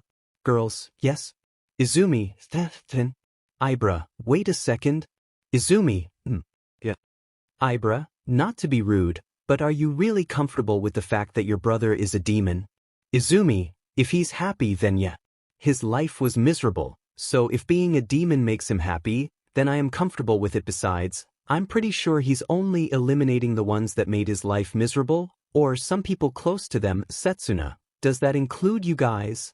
𝗧𝗵𝗲, nope, other than my own. He won't target our biological parents, for obvious reasons. Reiko, I probably shouldn't have asked this, but what if he does go ahead and target you guys? What'll you do then? 𝗧𝗵𝗲, well Reiko, here's two things you can do. Either you find someone with a special blade and have them try to kill him, or you can choose the strong part and let him turn you into a demon. The girls of 1A were silent and knew she was right. 𝗧𝗵𝗲, you're right, the decision is strong to make, but I'm sure we'll make the right one in the future, I hope. They then went back to finding where the cafeteria was, and were still surprised of the fact that Izuku was here in the stadium. They decided not to tell anyone about his presence here because he didn't really showed any sign of aggression to anybody. Though, the other two that were in the Infinity Fortress could say otherwise. Anyway, the girls arrived in the cafeteria, and they went to grab a bite from the many available food stores. Meanwhile, Izuku was still looking for 𝗵𝗃𝗃 and Tanjiro. Aoi eventually took Inosuke back outside. 𝗧𝗵𝗲, where the heck are those two? Don't tell me they got caught by slayers. He continued to look for them, and he kept doing so for 10 minutes or so. While he was looking for them, he almost ran into the people he least wanted to be seen by. It was his old family, and Inko was already healed up, but still not fit for doing hero work, so she's in her civilian clothing for now. They were talking about some bad and delusional stuff about why Izuku's acting the way he is. Izuku hid in a storage room and put his ear on the door to listen in on the conversation. Unfortunately, the walls were soundproofed, and the door didn't even do any good since he could barely hear anything from there. Izuku sighed as he sat down on a chair that was conveniently there. He decided to wait for about 5 to 10 minutes just to make sure they were gone. The storage room looked small and unused. He can tell even if it was dark. He decided to lay back on the chair and wait. He took out his phone and began playing solitaire. After about 8 minutes, he heard a yelp from behind some stacks of chairs. He stood up and went to the source of the yelp. He turned his phone's flashlight on and turned to the stacks of chairs, and once he turned the corner, he saw Tanjiro and 𝗵𝗃𝗃 sitting on the ground. Tanjiro was practically biting into 𝗵𝗃𝗃's neck, and neither have yet to notice Izuku. That was until Izuku, why do I always find you guys at the strangest of places, and at the worst of times? They both stopped what they were doing once again, and they looked towards Izuku. They were questioning if Izuku has some sort of sensor on them or something. Tanjiro, how did you find us? 𝗵𝗃𝗃, this is the last place you'd look for us? Izuku, alright, I'll admit that it is the last place I'd look, but guess what? I had to take measures since my past was just outside, and this is the only hiding spot I can think of. Tanjiro, so they're right outside. Izuku, yeah, also, sorry for interrupting. If you have anyone to blame, blame the idiots outside. Tanjiro/𝗵𝗃𝗃, we agree Izuku, also, fix your clothes. I won't tell anyone of what happened, but your clothes surely will. The two suddenly realized of their lack of clothing. Tanjiro was shirtless, and his jacket was lying down on the floor, and 𝗵𝗃𝗃 was almost shirtless as well. Izuku left them to let them change their clothes, and he stood by the door. Tanjiro, looks like we were caught once again. 𝗵𝗃𝗃, don't worry, Tanjiro. We'll find a way to finally go all the way soon enough. Only this time, no disturbances. Tanjiro, yeah though, that one time, we did almost go all the way, but Inosuke barged in a few minutes after Izuku did, and we didn't even start. We were so close to 𝗵𝗃𝗃. Unfortunately, though, guess we'll just have to go to a 𝗵𝗃𝗃, then in the future. Tanjiro, the old-fashioned way. They finished and went towards Izuku. Izuku, so I heard of you not wanting any disturbances, and I do apologize for being in the way of you too. Tanjiro, no, it's alright. You don't have to apologize, Izuku. Izuku, no, I insist. Least I can do to make up for it is to pay for your stay at a 5-star hotel. The two were silent, and then they suddenly started shaking Izuku. Tanjiro/𝗵𝗃𝗃, are you serious? 5-star. Izuku, They could still be outside, and even if we can't hear them, who knows if they can hear us. And yes, I'd pay for your stay at a 5-star hotel. I won't take no for an answer. 𝗵𝗃𝗀𝗃, isn't 5-star too much? We'd be good with only an average 𝗵𝗃𝗃𝗃, but 𝗧𝗵𝗃, 5-star is final. Backing out ain't an option either. The two tried to argue, but they knew that if Izuku made up his mind, then the chances of getting him to give up on his decision is in the negative numbers. They gave in, and had blushes on their faces because of Izuku basically getting them a room for NTMT stuff. 𝗵𝗃𝗀𝗃, hey, Izuku. I don't smell anyone outside now, so can we go? Izuku, sure, it's halfway past the break anyway. I'll go first, and you two can come out a minute later just to not make it weird for anyone that came by at the wrong time. 𝗵𝗃𝗀𝗃, how would that make it weird? Izuku, if people saw the three of us coming out of a storage room at the exact same time, then they'd think that we had a date. That's what? He said it so casually. The other two blushed harder at how he interpreted that. 𝗵𝗃𝗀𝗃, that makes sense, Kaneo. Izuku, I'll go on ahead. Now remember, a minute after I leave, make out or something to pass the time, as long as it's at least a minute. 𝗵𝗃𝗀𝗃, how can he say such things so casually? Izuku then went out and first checked to see if there was anyone there. Luckily, nobody was there. He walked towards a corner and took out his phone to play some more solitaire. A few seconds passed by when all of a sudden he heard some people talking from around the corner. He turned to look behind the corner and lightly gasped upon seeing the girls of 1A and 1B approaching towards his direction, meaning they were also going to be passing by where 𝗵𝗃𝗀𝗃 and Kaneo were. Izuku, well, we're screwed, better think of something fast. He kept on thinking about some stuff in a hurry to help his friends out. He was using both of his brains, but even that didn't work. Before he could even think about an idea, the door to the storage room suddenly opened. He turned to the door and saw that 𝗵𝗃𝗀𝗃 opened it, but the door was blocking his view of the girls, so they didn't notice that they were there. Both he and Kaneo went out the door, and closing it from behind them. Once he did close it, only then did they notice the girls there. Izuku face-bombed and prayed for his friends. The girls and the two stared at each other weirdly. Shoka thought she knew 𝗵𝗃𝗀𝗃 from somewhere, but she just couldn't remember where. Kaneo, this is awkward, 𝗵𝗃𝗀𝗃. It sure is. Everyone was still silent. They didn't know what to say. The girls all had blushes on their faces after getting the wrong idea. 𝗵𝗃𝗀𝗃 and Kaneo were also blushing harder than they did a while ago.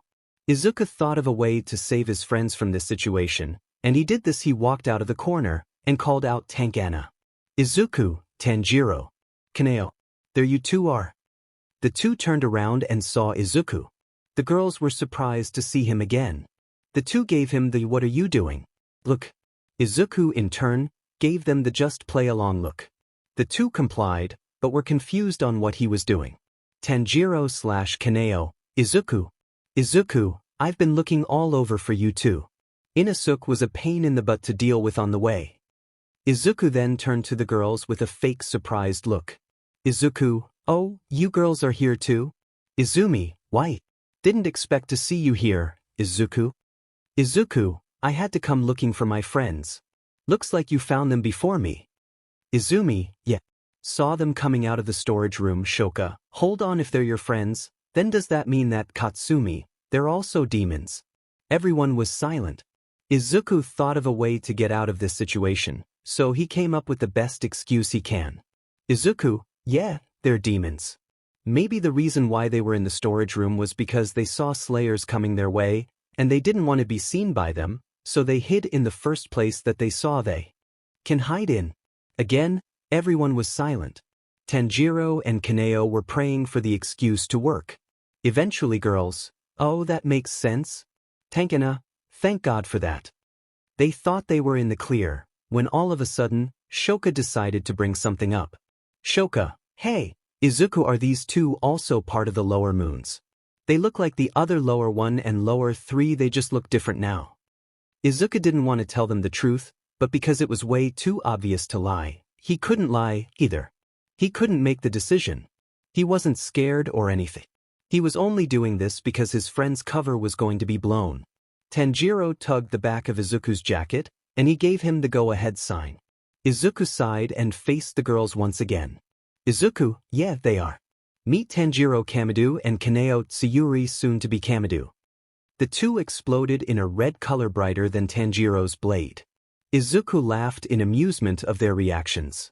Tankana, I Izuku. Izuku, ha ha. You should have seen the look on your faces.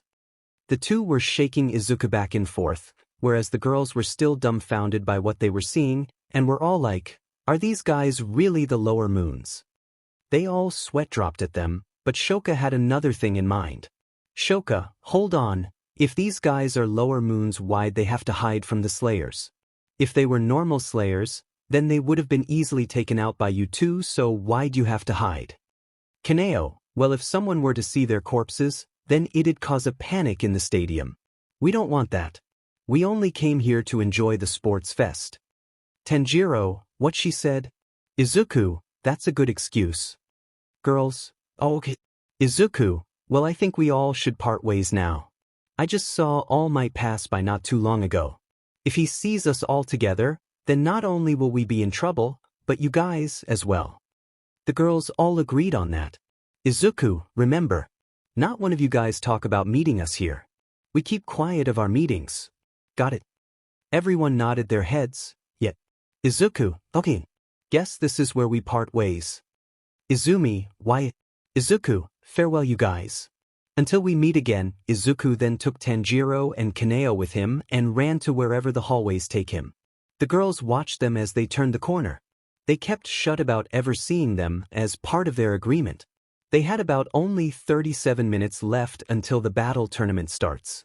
They decided to go outside to the food stalls to get something else to eat. They got lost in the maze of hallways, so they took longer to get outside than they had planned to. Meanwhile, the three finally got outside, thanks to Izuku memorizing the way he went into.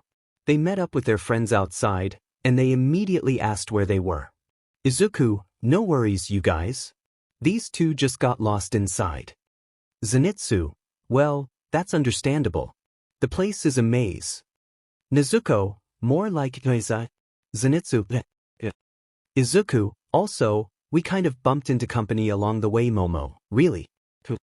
Izuku, it's 𝗳𝗃𝗃𝗁𝗃, let me guess. It's 1A and 1B girls. Izuku, how'd you know? Achiko, 'cause they're all right behind you. Izuku, Tanjiro, and 𝗂𝗃𝗃𝗁𝗃 turned around and saw that the girls from earlier were right behind them. Izuku, what a coincidence. Izuku, well, what a coincidence. Standing right in front of him and his friends were the girls of 1A and B. Izumi, didn't expect to see you out here again. Izuku, neither did I. There was a moment on silence again. Nothing was heard, other than the many people chatting around the food stalls by around the corner. The girls of 1A and B awkwardly waved at Izuku's group, and they waved back. Izuku, hey, sis, can we talk? Izumi, yeah sure. Izuku, great. You guys can get to know each other first, alright? No causing any scenes or arguments. I'm looking at you, Inosuke. Inosuke huffed in response. Izuku grabbed Izumi's hand and dragged her to a dark hallway that didn't seem like anybody was using, at least, not by Izuku's senses. Izuku, so it's Izumi, so. Izuku, I just wanted to say that this has to be the last time that we meet up out in the open. Like I said before, if a pro or security sees us, then we're all doomed. Izumi, but Izuku, no buts. As your brother, I want to keep you safe, even if we're on opposite sides. Izumi, I alright? Izuku, good look, I'm sorry. I still want to try to get along with you, even after all you've done to me, but if we're to have a chat, it has to be somewhere away from the public eye.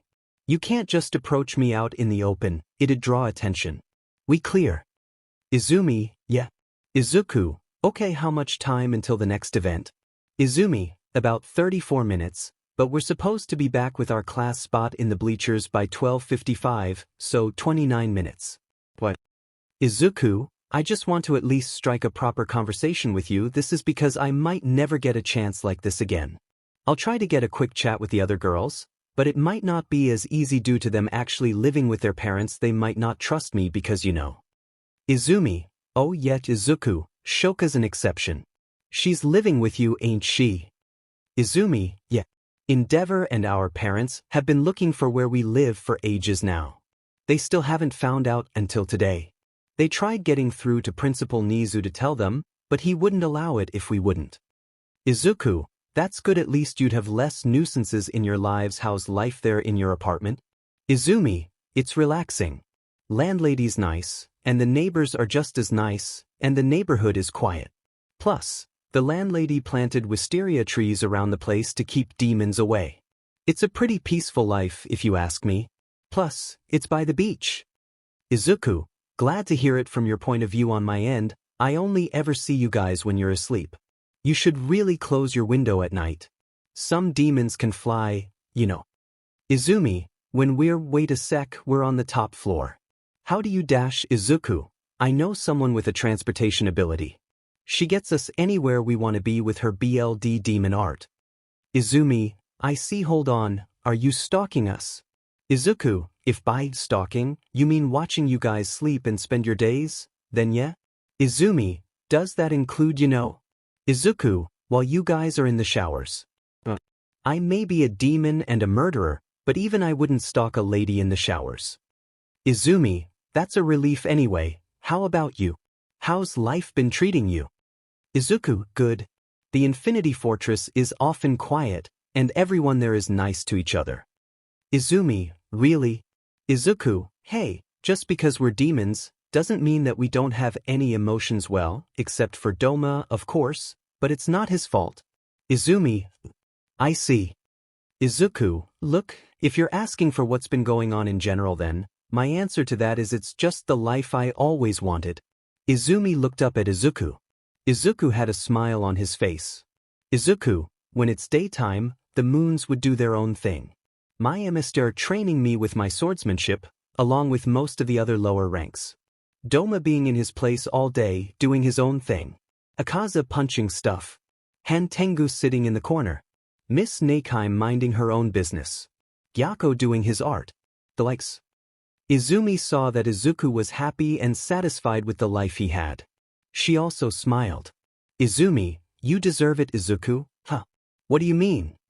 Izumi, after all you've been through growing up, it's the best thing that could have ever happened to you. You were bullied by your own friends, including me. Neglected by your own parents, and then you were left for dead by not just them, but society itself. The news announced your death, but they didn't even confirm if you were really dead. People believed it so quickly once it was announced. Izuku, you have a point. Hey, about the last thing you said, are you one of them? Are you one of the people that believed it immediately without any concrete proof of my death? As far as I can remember, I only left severed body parts of mine back there. Izumi, your arm and your leg. How could people not believe that you're dead after seeing that? Izuku, true, but please answer my question. Izumi, no, I wasn't one of them. Izuku studied Izumi for any sign of her lying. He didn't see or sense any form of her lying, so he half believed her answer. Izuku, really? How so? Izumi, well, let's start with how I reacted to the news first. Izuku, I'm cool with it. Izumi, when I first saw the news, I broke down. I started hating even the slightest sight of our parents. I ran away a week later. After running away, I found the apartment that I'm living in today. After I settled in, I did some digging on the news of your disappearances. I may have been stupid, but even I wasn't stupid enough to not realize some flaws in your plans of faking your deaths. Izuku, really? How so? Izumi, out of all of you, only the driver's bones were remaining. The only bones other than his were the ones on your severed body parts, and not more laying on the ground. If you guys were eaten by demons, then your bones would have been lying by nearby the ground, or even inside the bus, for that matter. Izuku, now that you mention it, that does seem like something logical. Surprised you even noticed it. Izumi, I was surprised myself. I never really thought I'd figure it out. I told the girls about it, and they gained some hope that you and the other 3 were still alive. We tried convincing the police to have a search party out, but they said that even if you were still alive, it wouldn't matter. Their excuse? Because of your lack of a quirk. Izuku sighs, why am I not surprised? This society runs on the concept of quirks. Without one, There's only despair ahead in your future still. I'm glad you wanted to search for me in the girls, even if I was announced dead. 𝗍𝗵𝗲, it was nothing. We wanted to find you, so we spent our weekends trying to look for you guys. But we never had any luck. We only had one lead, and that's the stuff that I noticed from your deaths that you guys faked. Izuku, I see. Hey, I have something to say to you. 𝗍𝗵𝗲, what? Izuku, it's about something that came up 2 weeks ago the day before I fought in 𝗣𝗲𝗏. 𝗍𝗵𝗲, okay. What happened? Izuku, you see, when All Might made his announcement on TV about you having assigned Slayer bodyguards, I got pretty mad. 𝗍𝗵𝗲, why were you mad? Izuku, my brother instincts kicked in and told me that it was just All Might not wanting me to come into contact with you. It me off. I killed tons of fakes and villains out there that night. 𝗍𝗵𝗲, those 126 villains and 37 heroes, that night you were the one that killed them all. Izuku, yeah, I didn't bother to eat the rest. I only ate the ones that didn't disgust me as much as the others did. I killed a few slayers, and they were the ones that I guaranteed I will eat. They were the ones that were actually worth it to eat. 𝗍𝗵𝗲, I understand. You just want to cleanse this society, right? Izuku, I mean, I've seen the truth of it multiple times already. The more truths I see or hear of, the more I grow to hate this world. It doesn't feel right anymore.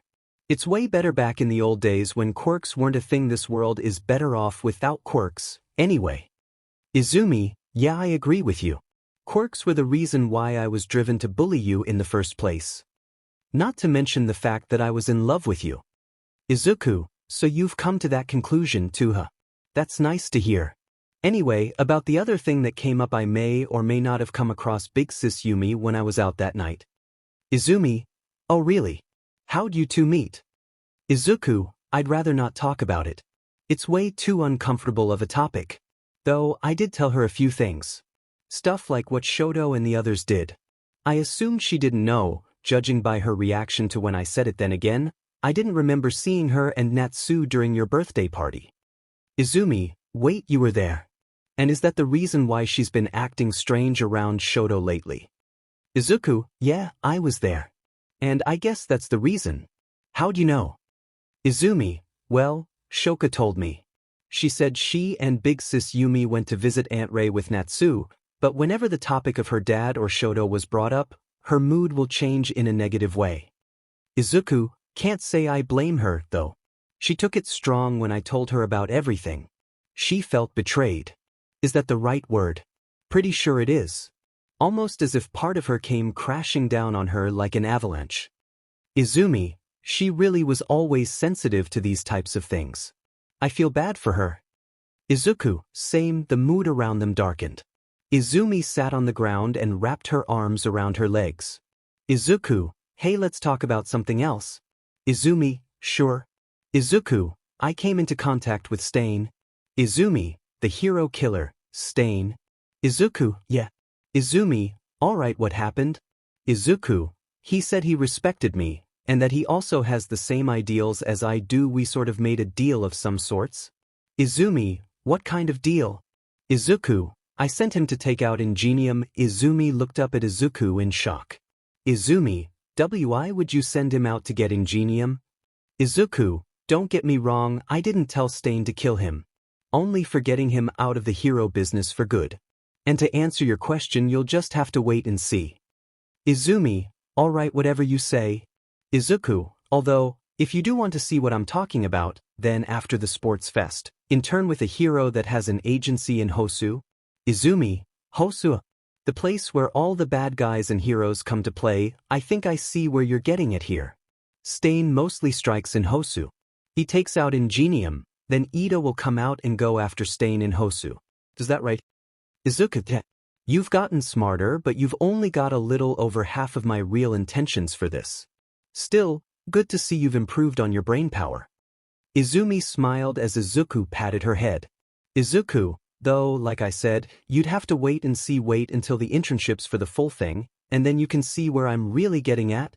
Suddenly, Izuku's phone buzzed, and he pulled it out of his pocket and saw a text under the name BLD Blade. Izuku opened it, and as soon as he finished reading the message, he grinned. he replied, and set his phone back in his pocket. Izumi, what's with the grin? Izuku, just got a message. Stain said that he's close by in 𝗵𝗄𝗄𝗃 patrol areas. I told him to keep stalking him until I give him the go-ahead to strike. Izumi, when's that going to happen? Izuku, when the time's right. Hey, how long until the next event? Izumi, about 18 minutes or so, if you exclude the 5-minute mark. We still have some time to talk. Izuku, yeah, though, after what I'm about to say to you, I suggest you get going to the arena. Alright. Izumi, Izuku, okay, so I may or may not have asked Stain to try and go into contact with the League of Villains? Izumi, wait, you mean those guys from the USJ? What? Izuku, because I need some of their cooperation on future stuff. Like, I need more day walkers, or in simpler terms, humans. With them around, we have even greater assets to our teams. Izumi, I see, so does that mean that if the League were to target the girls and you'll be targeting us too? Izuku, I'd never do that. I just have to convince the League to never target you, or else their throats are going on my SHT list. Izumi snorts, isn't that going overboard? Izuku, compared to the current urban legend that scares the SHT out of people, and one that I accidentally started after I killed all those teachers and the principal, and destroyed the top floor of Aldra Junior High. I don't think so. Izumi, you have a point again. There was a moment of silence between the two. The silence was broken when Izuku sighed. Izuku, I think we should split up for now. If someone saw us with each other, then we're both screwed. More importantly, you are. Izumi, yeah, I agree. Izuku patted Izumi's head. Izuku, hey, good luck on the battle tournament. Izumi, thanks though, it's Itsuka that I'm going up against first. Izuku, friend of yours? Izumi, yeah. Izuku, well, I wish both of you good luck, then same for your other friends. Izumi, why don't you tell them? Izuku, it's awkward. I barely know them. Izumi, that makes sense. Izuku, anyway, please promise me that you won't tell anyone of ever seeing me here, or us having this chat, other than our most trusted friends, alright? Izumi, right? Izuku, good. And any other information about my allies and superiors are to be kept to yourself at all costs, alright? Izumi, got it? Izuku, and you are to tell your friends of not really forgetting, but to not mention of this encounter of ours to anybody, alright? Izumi, I understand. Izuku, right, if that's all clear, then let's get going. They both then left towards the others. They arrived at a strange sight, mainly coming from one specific person. Inosuke. He wasn't being loud like usual. Maybe because of the fact that Aoi was giving off a big sister-like aura around him, which he knew, or a fact that it guarantees the stopping of Inosuke's loud antics. Izuku chuckled in amusement. Though, for the others, they were getting along pretty well, despite being around the lower moons and 3 other demons. After the girls caught sight of Izumi, they decided to say their goodbyes and head back to the field. Izuku wished them all luck before they set off, and waved with a smile, making the girls of 1A and B blush, except for Reiko, Pony, Yui, and Kinoko, which didn't go unnoticed by the girls of Izuku's group. They were all like, oh, God, not again. I have other plans on who Reiko, Pony, Yui, and Kinoko end up with. If you've read my other book, then you'll know who I ship Reiko with. Don't get me wrong, I do sometimes imagine those 4 in a relationship with Izuku, but I want the other boys to have some love. I'll give you guys some hints on who they'll end up with in the future. Reiko, man behind the slaughter-looking guy. Pony, mind if I borrow your quirk? Silent, but deadly. Kinoko, I am one with the shadows. And Izuku, despite being so much of a smartass, he was still too dense on stuff like romance. Genya, Sue. How'd it go? Izuku, it went well. We had some small talk about what was going on in our lives. Told her to keep everything about our encounters to herself and to her friends. She agreed to it. Tanjiro, that's a relief. What else did you guys talk about? Izuku, more small talk and oh, hey Tanjiro, what's wrong? Izuku, I forgot to tell Izumi that I stole her SW. Some of them snorted at that. Genya, dude, if that's what's bothering you, Then tell her the next time you see her. Jeez. Izuku, I fine. Though, I'm going in for a bit. I'm gonna look for a certain somebody. Achiko, who? Izuku, just a guy that never met me before. I wanna give him some pointers about how to beat his Pomeranian of an opponent. Izuku then disappeared as if he was one with the wind, leaving his comrades confused on what he said. Momo seemed to have got it. She spoke her words out aloud. Momo, a guy he never met before. Pomeranian of an opponent. Hold on, he must mean Katsuki Bakugo as the opponent. And that guy's opponent is, with Izuku. Izuku was walking down the hallways, and he found one of the waiting areas for the fighters. Luckily, there were no cameras around that area, so he was safe. Izuku, please be the right one. He noticed that the door was opened slightly, so he peeked inside and saw a certain sleep-deprived person with hair that defied the laws of gravity. He sighed in relief that this was the right one, otherwise, he'd put him and his comrades in some serious trouble, plus, the sports fest would be called off. He knocked on the door, getting a raised eyebrow from the other side. Shinso, who is it? Izuku, 6 eyes. Shinso's eyes widened at that. He quickly stood up from his seat, to which it fell down to the floor from his shock. He was breathing a bit roughly since Lower Moon One was just outside the door. Izuku could tell from the sound that he heard that Shinso was scared, so he reassured him. Izuku, hey, don't be alarmed. I'm not here to hurt you. Just here to talk with you before you head out to the field. Shinso was surprised of his non-aggressive approach towards him, so he decided to trust him for now. After all, he didn't show any form of aggression towards him in the USJ, so why show any to him now? Shinso, okay, I'm trusting you on your word for this, come on in. Izuku opened the door, letting Shinso see him. Shinso stared right at him, and Izuku did the same. Izuku had his demon form turned off, and Shinso knew what he looked like outside of that form since he saw him transform during the USJ event. Izuku, hey, like I said, I won't hurt you. I'm just here to give you some information about your opponent. Shinso, you mean the male Bakugo. What of him? Also, how do you know him and everyone else in my class, but not me? Izuku, I suppose I can answer your questions first before I tell you some pointers about him. All right, let's chat. Have a seat. Shinso grabbed the chair that fell over, and he sat down on it. Izuku remained standing since it wouldn't really drain any of his unlimited stamina off of him. Izuku, to answer your last question, I knew everyone in your class since childhood. Shinso nodded at that, a little surprised. Shinso, okay, so what happened? Why do they hate you, and why do you hate your own parents just as much as you hate them? Izuku, well, the girls I don't hate. I'm just a bit mad at them, is all. The boys, they're the ones that I hate more than my own Quirkless. But Shinso, Quirkless. You're Quirkless. Izuku, yeah, have anything against people like me? Shinso, nope. If I did, then I'd be a hypocrite. The Quirkless and the ones with the deemed villainous quirks are all treated the same way, only people like me are treated less harshly. In case you're asking, I was alienated from my entire class during elementary, and I was bullied twice a week in middle school. Plus, my parents basically hate me because of my quirk. They only resort to verbal abuse, but if I make a mistake even once when they tell me to do something for them, they'd go physical. Izuku, I see some parents they are what is your quirk, exactly? Shinso, brainwashing. Whoever responds verbally to what I say, they will follow my commands, no matter what. Though, a slight impact to the person I'm controlling will break the control that I have over them. Not to mention, if that person has a strong will, they'll be strong to take control of. Izuku, that's one interesting quirk. I actually see you becoming a great hero one day, that is, if society accepts you to be. Shinso, Izuku, don't get me wrong. I do support you in your dreams, despite only knowing you not too long ago, but with today's society, most people would view it differently.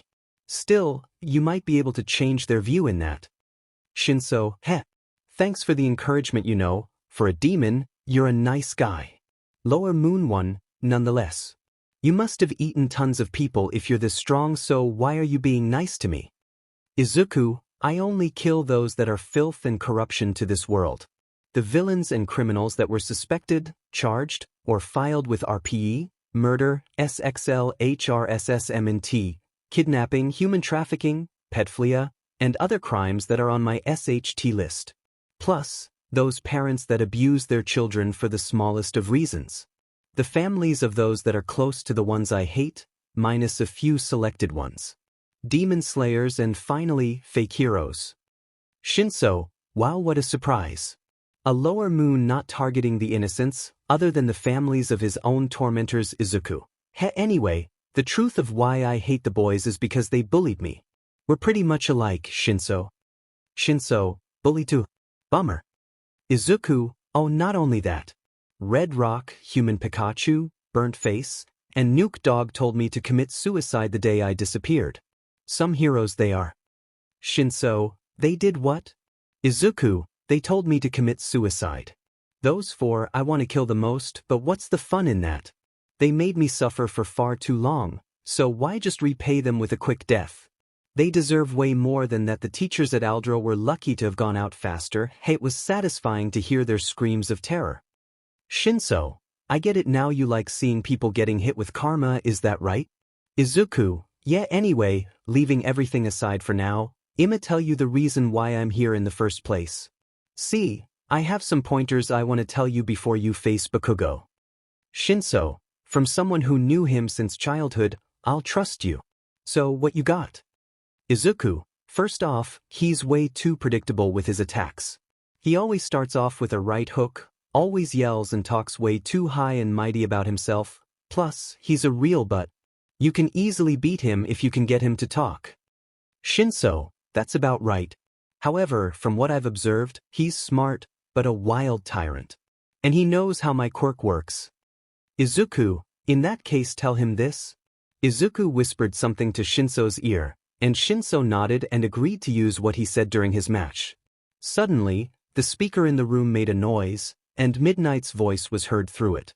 She announced that both fighters should be at the arena in 3 minutes. 𝗵𝗃𝗁𝗀, well, there's my cue. Got to go. Thanks. Izuku, anytime.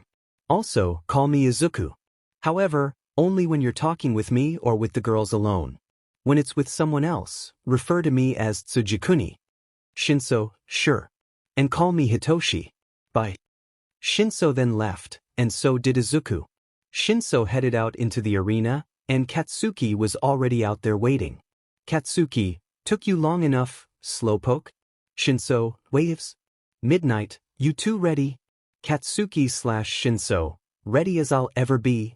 Midnight, begin. 𝗵𝗃𝗁𝗀, oi, Bakugo, did you know that every piece of advice you give to someone is pretty stupid? Katsuki rushed at him with a right hook. 𝗵𝗃𝗁𝗀, just as predictable as he said, oh, well, time to pull up the trump card. He decided to speak what Izuku told him to say. 𝗵𝗃𝗁𝗀, how about I tell everyone your worst piece of advice yet? If you want a quirk so bad, then pray for one in your next life and dash. He intentionally didn't finish it since he saw Katsuki's eyes widening, and he smirked when he saw the rabid dog opening his mouth to speak with rage and shock in his eyes. Katsuki, how do you dashed? He stopped talking all of a sudden, and he stopped in his tracks. 𝗵𝗃𝗁𝗀 smirked. 𝗵𝗃𝗁𝗀, hey, it did work. You know what, how about letting me win this round, turn around, and go out of the arena, lose for me? Also, once you do get out of the arena, take of your humiliate yourself. With no control over himself, Katsuki walked out of the arena, giving 𝗵𝗃𝗁𝗀 the easy win. After he did get off the arena, he took off his but not his underwear. Most people laughed at what they were seeing, others, they just stared in amusement. 𝗵𝗃𝗁𝗀 then broke off the control. Katsuki, huh? What the hell happened? Midnight, Hitoshi 𝗵𝗃𝗁𝗀 wins. The people cheered and whistled for his victory. Some were still laughing at Katsuki's misfortune. Katsuki, no. I won't accept this. Midnight, whether you like it or not, you lose, Mr. Bakugo. Better luck next year. In a fit of rage, Katsuki lunged towards 𝗵𝗃𝗁𝗀 with a right hook. 𝗵𝗃𝗁𝗀 saw it coming, and he countered the right hook, sending Katsuki towards where Midnight was, only for her to knock him out with her quirk. Midnight, sorry about that, folks. He just has some anger issues. 𝗵𝗃𝗁𝗀, what do you have to say about this?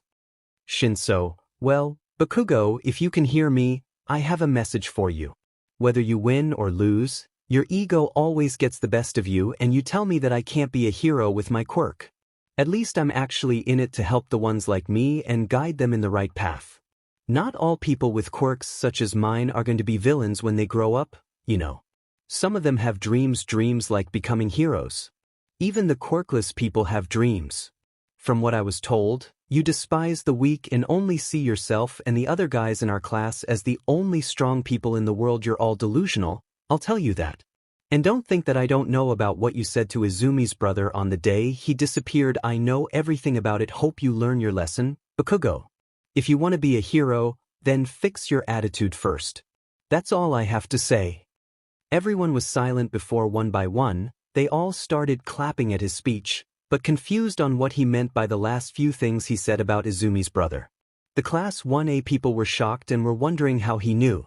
The girls, they thought that Izuku must have told him about it, and they just put up an act that they were the ones that told Shinso about it just to cover up for both Izuku and Shinso. The boys were panicking and were worried that Katsuki, Kirishima, Denki, and Shoto were going to get expelled for encouraging suicide that day. They were now formulating a plan to get rid of Shinso. Dude, come on, the girls literally know what you did. Why even bother trying to get rid of my boy Shinso? Midnight, next match's contenders, please come down to the arena in 5 minutes. Katsumi, guess I'm up next. Wish me luck, girls. Girls, we will. Kick his butt, Ket. Katsumi ran off to her side of the arena, whereas Shoto grumbled and promised himself that he will win. On the way down to his side, he met up with his father. He was discharged the day prior, and he was already fit to do hero work again, only the doctor warned him not to go head-to-head with any lower moons again for the time being. Shoto, Dad. What are you doing here? Endeavor, what? Can't see the only obedient kid I've got left. Fight. I came to give you some pointers. Shoto, no need. I know Katsumi, and she won't win against me, that's a promise. Endeavor, smirks, that's a good masterpiece. Show them not to mess with the future number one. Shoto, I won't let you down. Shoto then walks away. Meanwhile, with Katsumi, she met up with Izuku down the hallway. Izuku. Katsumi, Ayakin. What are you doing here? Izuku, just came to wish you luck. Katsumi, what for? Izuku, you know why.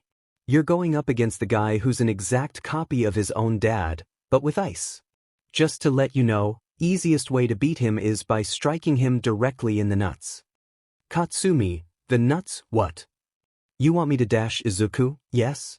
Katsumi, are you sure? Dash Izuku, yeah. Also, just another thing to say, Shoto has a crush on you, just like he did with Momo. Katsumi, he what? Izuku, yeah, you were his backup plan if he couldn't get Momo. I knew about it the day after my fake death was broadcasted on the news. Wanted to tell you sooner, but I never got the chance. Katsumi, that guy thinks he can just get with me, after what he did. Like hell. I'm gonna give him a piece of my mind. Izuku, show him how much scarier girls are than boys. Katsumi, you calling me scary? Izuku, yes, but not in my eyes since I can't be scared, remember? Katsumi, alright. Anyway, I'll see you later. Izuku, oh, and before you go, Katsumi, she was cut off by Izuku suddenly hugging her. Her eyes widened, and she grew a blush on her face. Izuku then let go and saw Katsumi blushing madly. Izuku, hey, Cat. Katsumi, he used my nickname. Izuku, give him hell for mean. Katsumi, grins, will do. Izuku, also, get rid of the blush on your face. It might give Shoto some hints that I may be here. Katsumi nodded and then left with a confident and motivated smile on her face. She grinned when she decided to follow Izuku's plan to beat Shoto. After a minute, Katsumi made it to the arena with a sinister smirk on her face, amused of what she was about to do. Shoto was just staring at her. Midnight, fighters ready? Katsumi, heck yeah I am. Shoto, just started up. Midnight, begin. Shoto sent a wave of ice towards Katsumi, and she just dodged it by propelling herself in the air. Shoto saw her, and he was about to send a wave of fire at her, but then, all of a sudden, Katsumi fired a bunch of AP shots towards him. Shoto dodged them, but didn't notice that Katsumi was already in front of him. Shoto used his right hand to try and freeze her, but she dodged once again by ducking. Katsumi smirked and saw this as an opening to do what Izuku told her to do. She didn't use her explosions this time, however she went it for a punch and hit Shoto right in the ball, instantly disqualifying him from No Nut November because you need a PP for it, which in his case, was crushed. Shoto screamed in pain at the powerful punch delivered to him. He rolled down on the floor while holding his shattered ball in pain. Every guy watching this all got a shiver up their spine from that, even Endeavor. Izuku was watching this with his friends, and he was laughing his butt out, whereas the guys in his group were hugging each other from the fear of getting hit in the nuts as well. In the Infinity Fortress, the other moons were watching the live broadcast, and things were a bit different. Muzen, he was shuddering from what he saw.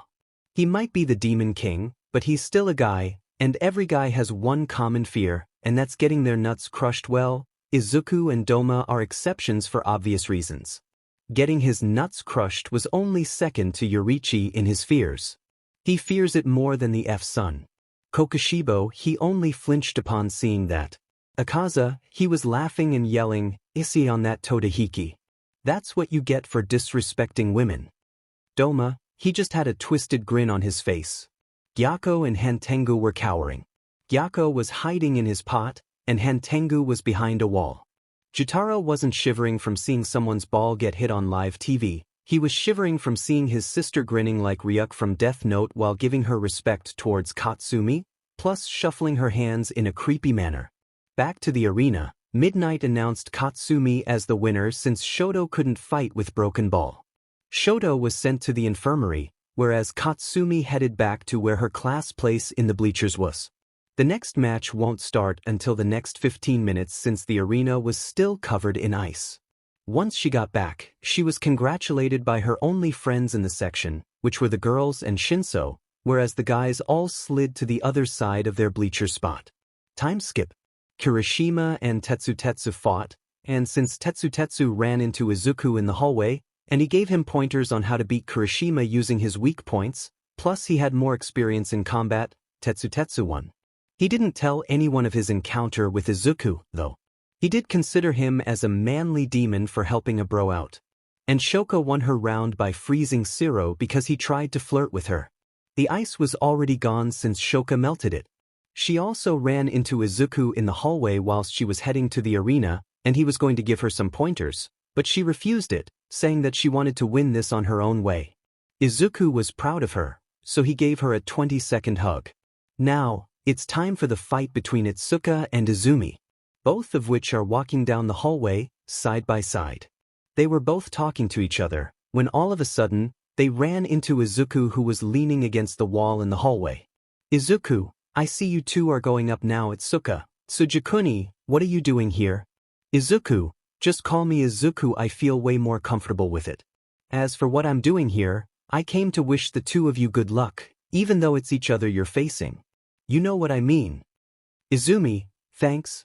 Itsuka, if you want me to call you by your name, then might as well call me Itsuka, then. Also thanks to." "Izuku, anytime. Man, this is the 5th time I did this today, well, 4th if you count out Shoka since she declined my help." "Itsuka/Izumi, your help?" "Izuku, well, I've been giving everyone some pointers about how to finish their matches quick, but only Shoka declined. I'm not complaining. In fact, I'm proud of her even though she only just froze him due to Zero being all flirty with her. For some reason, I got mad, don't know why, though. Itsuka and Izumi stared at him for a moment before staring at each other. After a few seconds, they stared back at Izuku, who had a confused look on his face. "Izuku, bah, probably some sort of instincts kicking in. I mean, I do consider her as some sort of a sister, I don't really know much about it. Though Izumi, hey, Izuku, what were you feeling when Zero tried to flirt with Shoka?" "Izuku, I wanted to commit a public murder and shoot out Zero's organs out of his body like he'd do his own tape." "What?" "Itsuka, that's disturbing." "Izumi, well, that just proves my theory. How about around Shoka? What do you feel around her?" "Izuku, well, the feeling's same with all of you girls in one, even Momo, Achiko, and Kyoka. And for some reason, Upper Moon 6. My heart starts beating way too fast like I'm being chased by a pack of hungry Wolves and I feel a bit hot. I thought it was probably some odd feeling of being around friends of mine that are female, but I never feel that way around the other female friends I have, nor do I feel that way around the guys 𝗍𝗵𝗲. Alright, hold on, if you feel this feeling around us, then, what do you intend to do? Like, what do you feel like you should do to the people you feel like that to? Izuku, have them by my side until I eventually die by the hands of a demon slayer, or by the demon's son. Plus, I feel like I should protect them with all my life, almost as if my own life depends on it. I think it's supposed to be applied to all of my friends, but I don't know why it's you guys. Specifically, 𝗍𝗵𝗲 had a blush on her face, whereas 𝗧𝗵𝗃 grinned and lightly bumped 𝗍𝗵𝗲's shoulder in amusement. Izuku was just looking up at the ceiling with a confused look on his face. Izuku, meh, I might figure it out soon. You guys better get going. Remember, let the best woman win. They both smiled and thanked him before heading on their way. 𝗧𝗵𝗃 smirked at 𝗍𝗵𝗲 once Izuku was out of sight. 𝗧𝗵𝗃, so he's in love with you, huh? 𝗍𝗵𝗲, 𝗣𝗲𝗿𝗺. Don't assume such things, 𝗧𝗵𝗃. 𝗧𝗵𝗃, but from the way he said it, though it sounded like he's in love with you.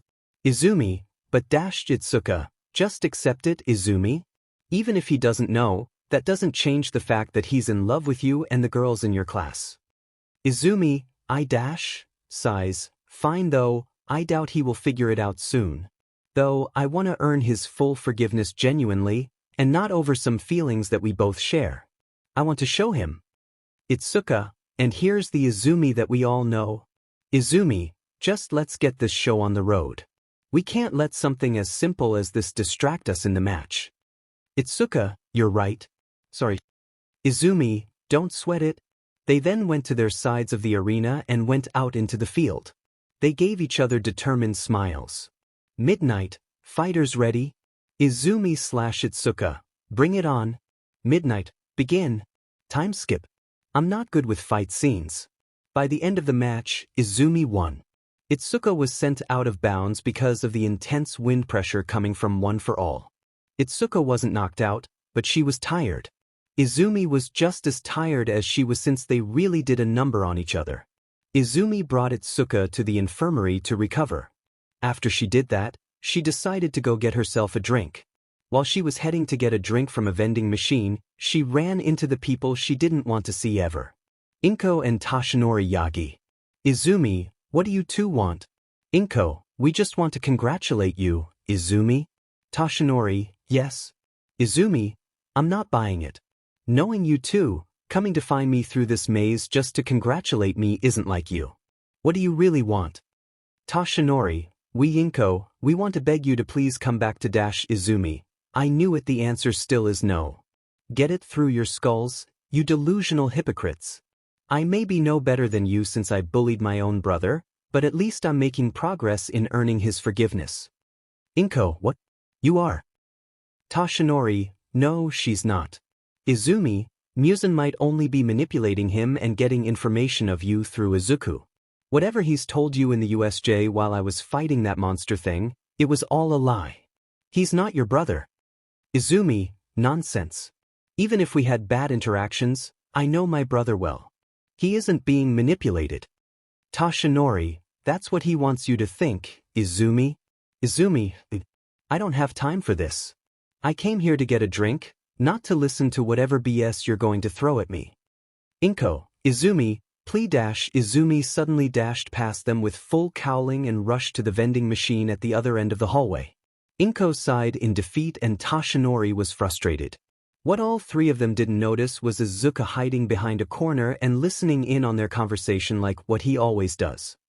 He left shortly after and laughed at what Toshinori said. Izuku, fool, thinks I'm being controlled. Typical of him. Demon BS duty thinks that I'm being manipulated. How about I show him that I'm not being manipulated, but how? He took a different route to go to 𝗍𝗵𝗲. He eventually found her sitting on a bench by a vending machine. She was drinking Gatorade while having an off look on her face. Izuku K. 𝗍𝗵𝗲 saw Izuku standing nearby, and she was surprised to see him again so soon. She didn't even sense or hear him coming her way. 𝗍𝗵𝗲, oh hey. Didn't see you there, nor did I sense you coming. Izuku, I have a habit of hiding my presence anyway. Congrats on winning. Izumi, thanks. I was actually fine either way whether I win or lose. I just wanted to do my best. Izuku, and you did well. I'm proud of you. Wish I could congratulate 𝗧𝗵𝗃, but she's with Recovery Girl. Izumi, I'll tell her for you. Izuku, okay, thanks. Izuku then got a can of coffee from the vending machine. Izuku, and I heard your conversation with Inko and Toshinori. Good to know you have nothing against Lord 𝗵𝘃𝗁. Izumi, what is there to have against him, though? I mean, if he didn't exist, then you wouldn't have gotten the happiness you've always wanted. Think about it. If he didn't exist, then your 𝗵𝘃𝗃 wouldn't still be here and he would have been dead a long time ago. I'm grateful for him. Izuku, that's what I thought as well. We have the same view, I suppose. I hope Lord 𝗵𝘃𝗁 acknowledges your respect for him, Izumi.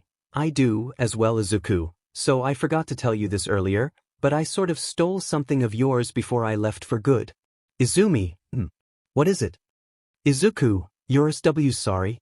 Izumi, Izuku, would you look at that? She's not mad, Izumi. Sorry, just finding it funny that you think I'm mad at you for it. Izuku, why aren't you mad though?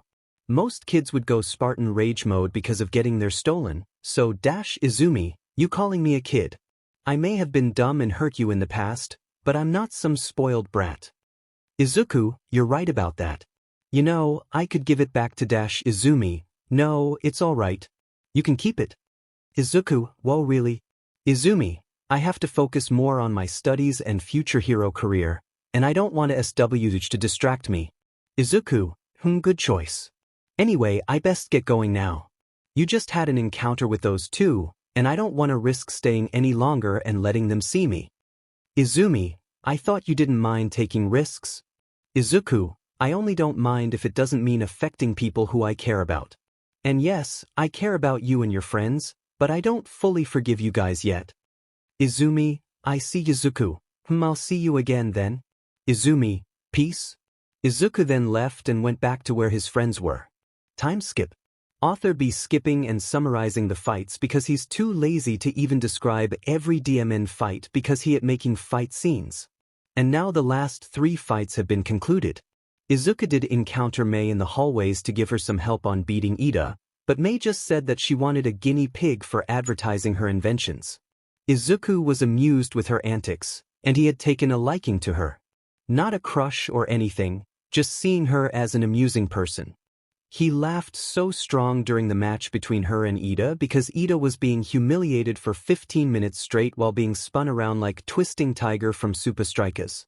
Eventually, Mei voluntarily stepped out of bounds and let Ida win. Ida wasn't frustrated, but he did develop a bit of a crush on Mei. In the next match between Setsuna and 𝗵𝗃𝗃, Izuku met up with both of them in the hallways. They heard from 𝗧𝗃𝗃 that Izuku was giving biased encouragement to the ones that he didn't dislike, so they weren't all that surprised about seeing him. Izuku just wished them luck and told them that any friend of his sister was a friend of his, and both of them were cool with it. Setsuna took a bit of interest in him, while 𝗵𝗃𝗃 accepted him, despite him being a demon. They both unknowingly developed a crush on Izuku. At the end of their match, Setsuna won because 𝗵𝗃𝗃 couldn't get a hold of her body parts that were flying all over the place, and Setsuna's floating hands pulled 𝗵𝗃𝗃 out of bounds. Of course, after the match, they met up with Izuku again in the halls, and he cheered up 𝗵𝗃𝗃 about her loss. Speaking of cheering up, Izuku met up with 𝗧𝗃𝗃 a while ago, and he told her some inspiring words that Kokushibo would tell him whenever he lost his duels against Tanjiro sometimes. For that, 𝗧𝗃𝗃 also developed a small crush on Izuku. Around this time, Izuku gave Stain the go-ahead to take out Ingenium. Anyway, final match, Mina vs Reiko, they also met up with Izuku in the hallways, and he gave them some encouragement, to which made Mina blush from it, and Reiko just gave him a thanks. At the end of their match, Mina won because Reiko wasn't all that experienced in hand-to-hand combat, plus there wasn't anything around to throw at Mina with. She didn't really mind not winning, but she didn't like to lose, either. Still, a loss is a loss. She did meet up with Izuku again, and he cheered her up and got her over her loss. Meanwhile, Mina got a bit of praise from Izuku. And now, the second round matches are as follows. Hitoshi Shinso vs Katsumi Bakugo 𝗧𝗵𝗃 vs Shoka Todoroki Izumi Yagi vs Tenya Ida. Well, he dead. Setsuna Tokuge vs Mina Ashido summarize again.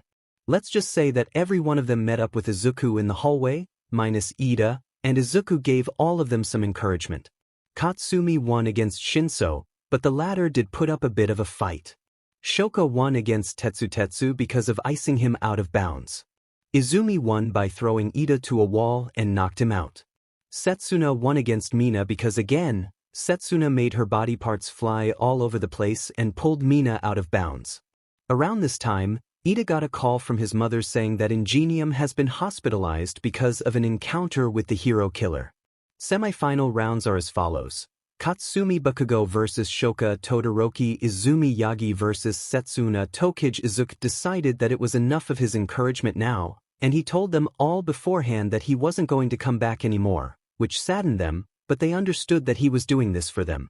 Anyway, regarding what happened in the matches, Katsumi won against Shoka because the battle took way too long, that Shoka eventually grew tired, and Katsumi having more stamina knocked her out of bounds.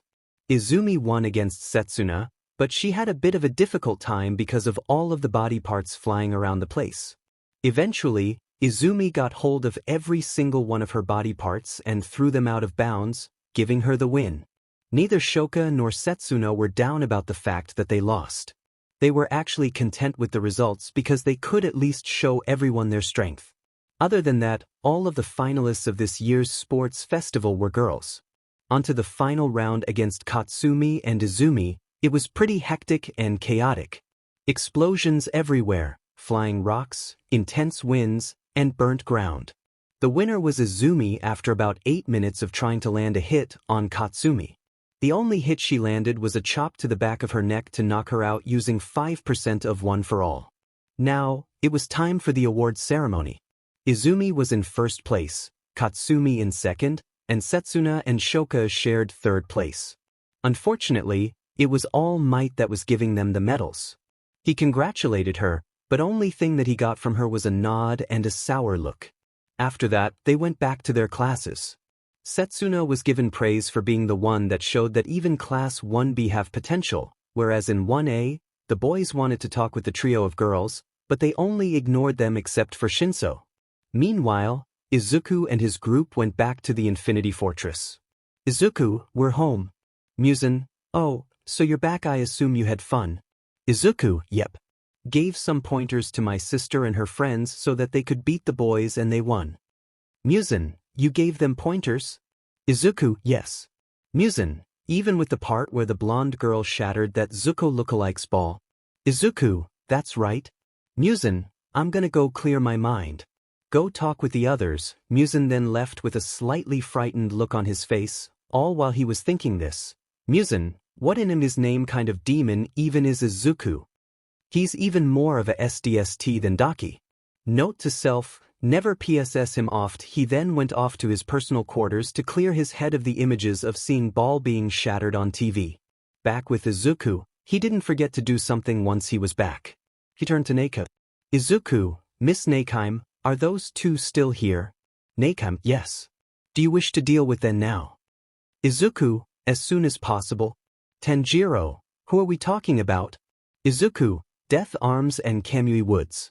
Caught them talking bad about Lord 𝗵𝗃𝗃. Brought them here to teach them a lesson and kill them, but not instantly. We'll kill them slowly. Inosuke, count me in. Izuku, sure, you guys can join if you want. Mikasa, hey. Izuku, oh. Everyone turned around and saw Kozumin and Mikasa with pouts on their faces. Mikasa, why didn't you invite us? Kozumin, we want to know. Izuku looks to the fourth wall. Help me out here, damn it. Author, oh, to hell with this. Take 2. Take 2. Izuku, sorry, author couldn't dash author, F hell. Take 3. Take 3. Izuku, sorry, I was going to, but I couldn't find you guys anywhere. Mikasa, no excuse, you DMN idiot. Kozumin, you could at least make up for it. Izuku, wanna help me torture some fake heroes? Both, sure. Izuku, great. Inosuke, come with me. Inosuke, whatever. 𝗵𝗃𝗃 then opened a door to where 𝗵𝗲𝗵𝗃 and 𝗵𝗵𝗃𝗁 were. Momo, Ochiko, and Jiro decided to tag along because why not? Once they got there, they saw 𝗵𝗲𝗵𝗃 and 𝗵𝗵𝗁 sitting by the wall looking bored as hell. They looked up, and they saw the group looking at them with sadistic looks on their faces. Izuku, let's get straight to the point. Momo, please make me a chainsaw. Momo, on it? Momo then made a chainsaw. Izuku, and a music player that can access Spotify. Momo also did that. Izuku, Kyo, put on Chainsaw by Family Force 5. Jiro, roger that. The song then played as Izuku turned on the chainsaw, scaring the two fakes. Izuku, let's get this show on the road then. About 6 hours, they continued to torture the two fakes. From time to time, Aoi would come in and heal the two so that they wouldn't die, but make them wish they were dead. They did everything to them, and even some of the upper moons joined in and did their own thing to them. Eventually they stopped and left them alive, but looking dead in the inside. Izuku, that's about it, time to get a move on, then I wonder how 𝗧𝗵𝗃's doing. Better go check that.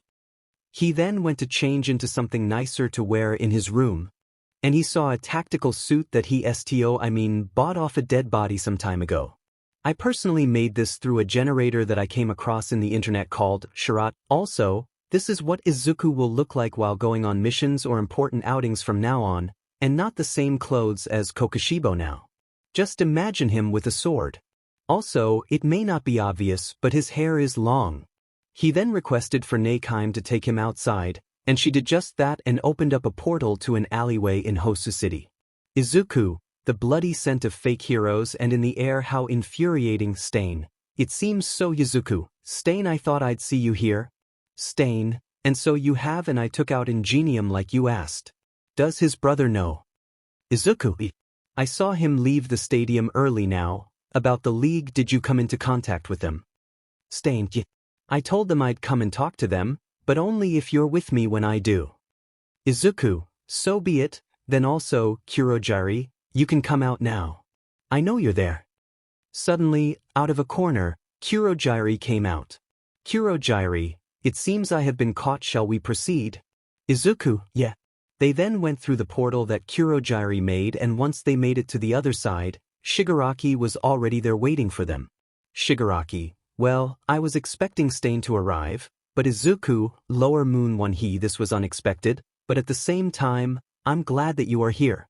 Izuku, likewise, Shigi. Shigaraki, now, for why we called you here, 𝗧𝗵𝗃, we want you to join us. Izuku just sat down on one of the stools and asked for a milkshake. 𝗧𝗵𝗃, before I do that, what are your goals here? What are your ambitions? Your beliefs? Shigaraki, well, I just want to destroy everything I hate. For one, I hate All Might, but not as much as this kid here does. For two, I hate this hero society. 𝗧𝗵𝗃, is that it? If so, then I won't join your league. Shigaraki, what? 𝗧𝗵𝗃, your goals are childish and something that an average All Might hater would go to try and accomplish. If that's all you're after, then I refuse your offer. Shigaraki was mad and began scratching his neck. Izuku then decided to interfere. Izuku, hey, 𝗧𝗵𝗃, how about hearing Shigi out first before saying that his goals are childish? 𝗧𝗵𝗃, where are you getting at? Izuku, ask him some stuff. Why does he hate All Might and the hero society? Why does he act the way he does? Everyone has a backstory, you know. Just because people act the way they are, doesn't mean that they don't have a reason for it.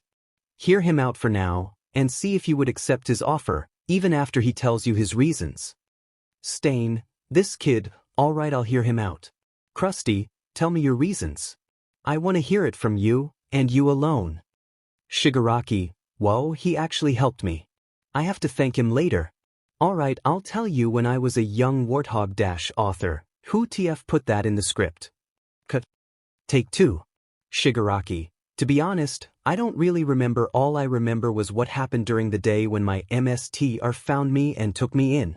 Anything before that exact day, I have no memory of, except for one thing though. Only thing that I could tell you was that nobody helped me out when I was struggling to survive out on the streets.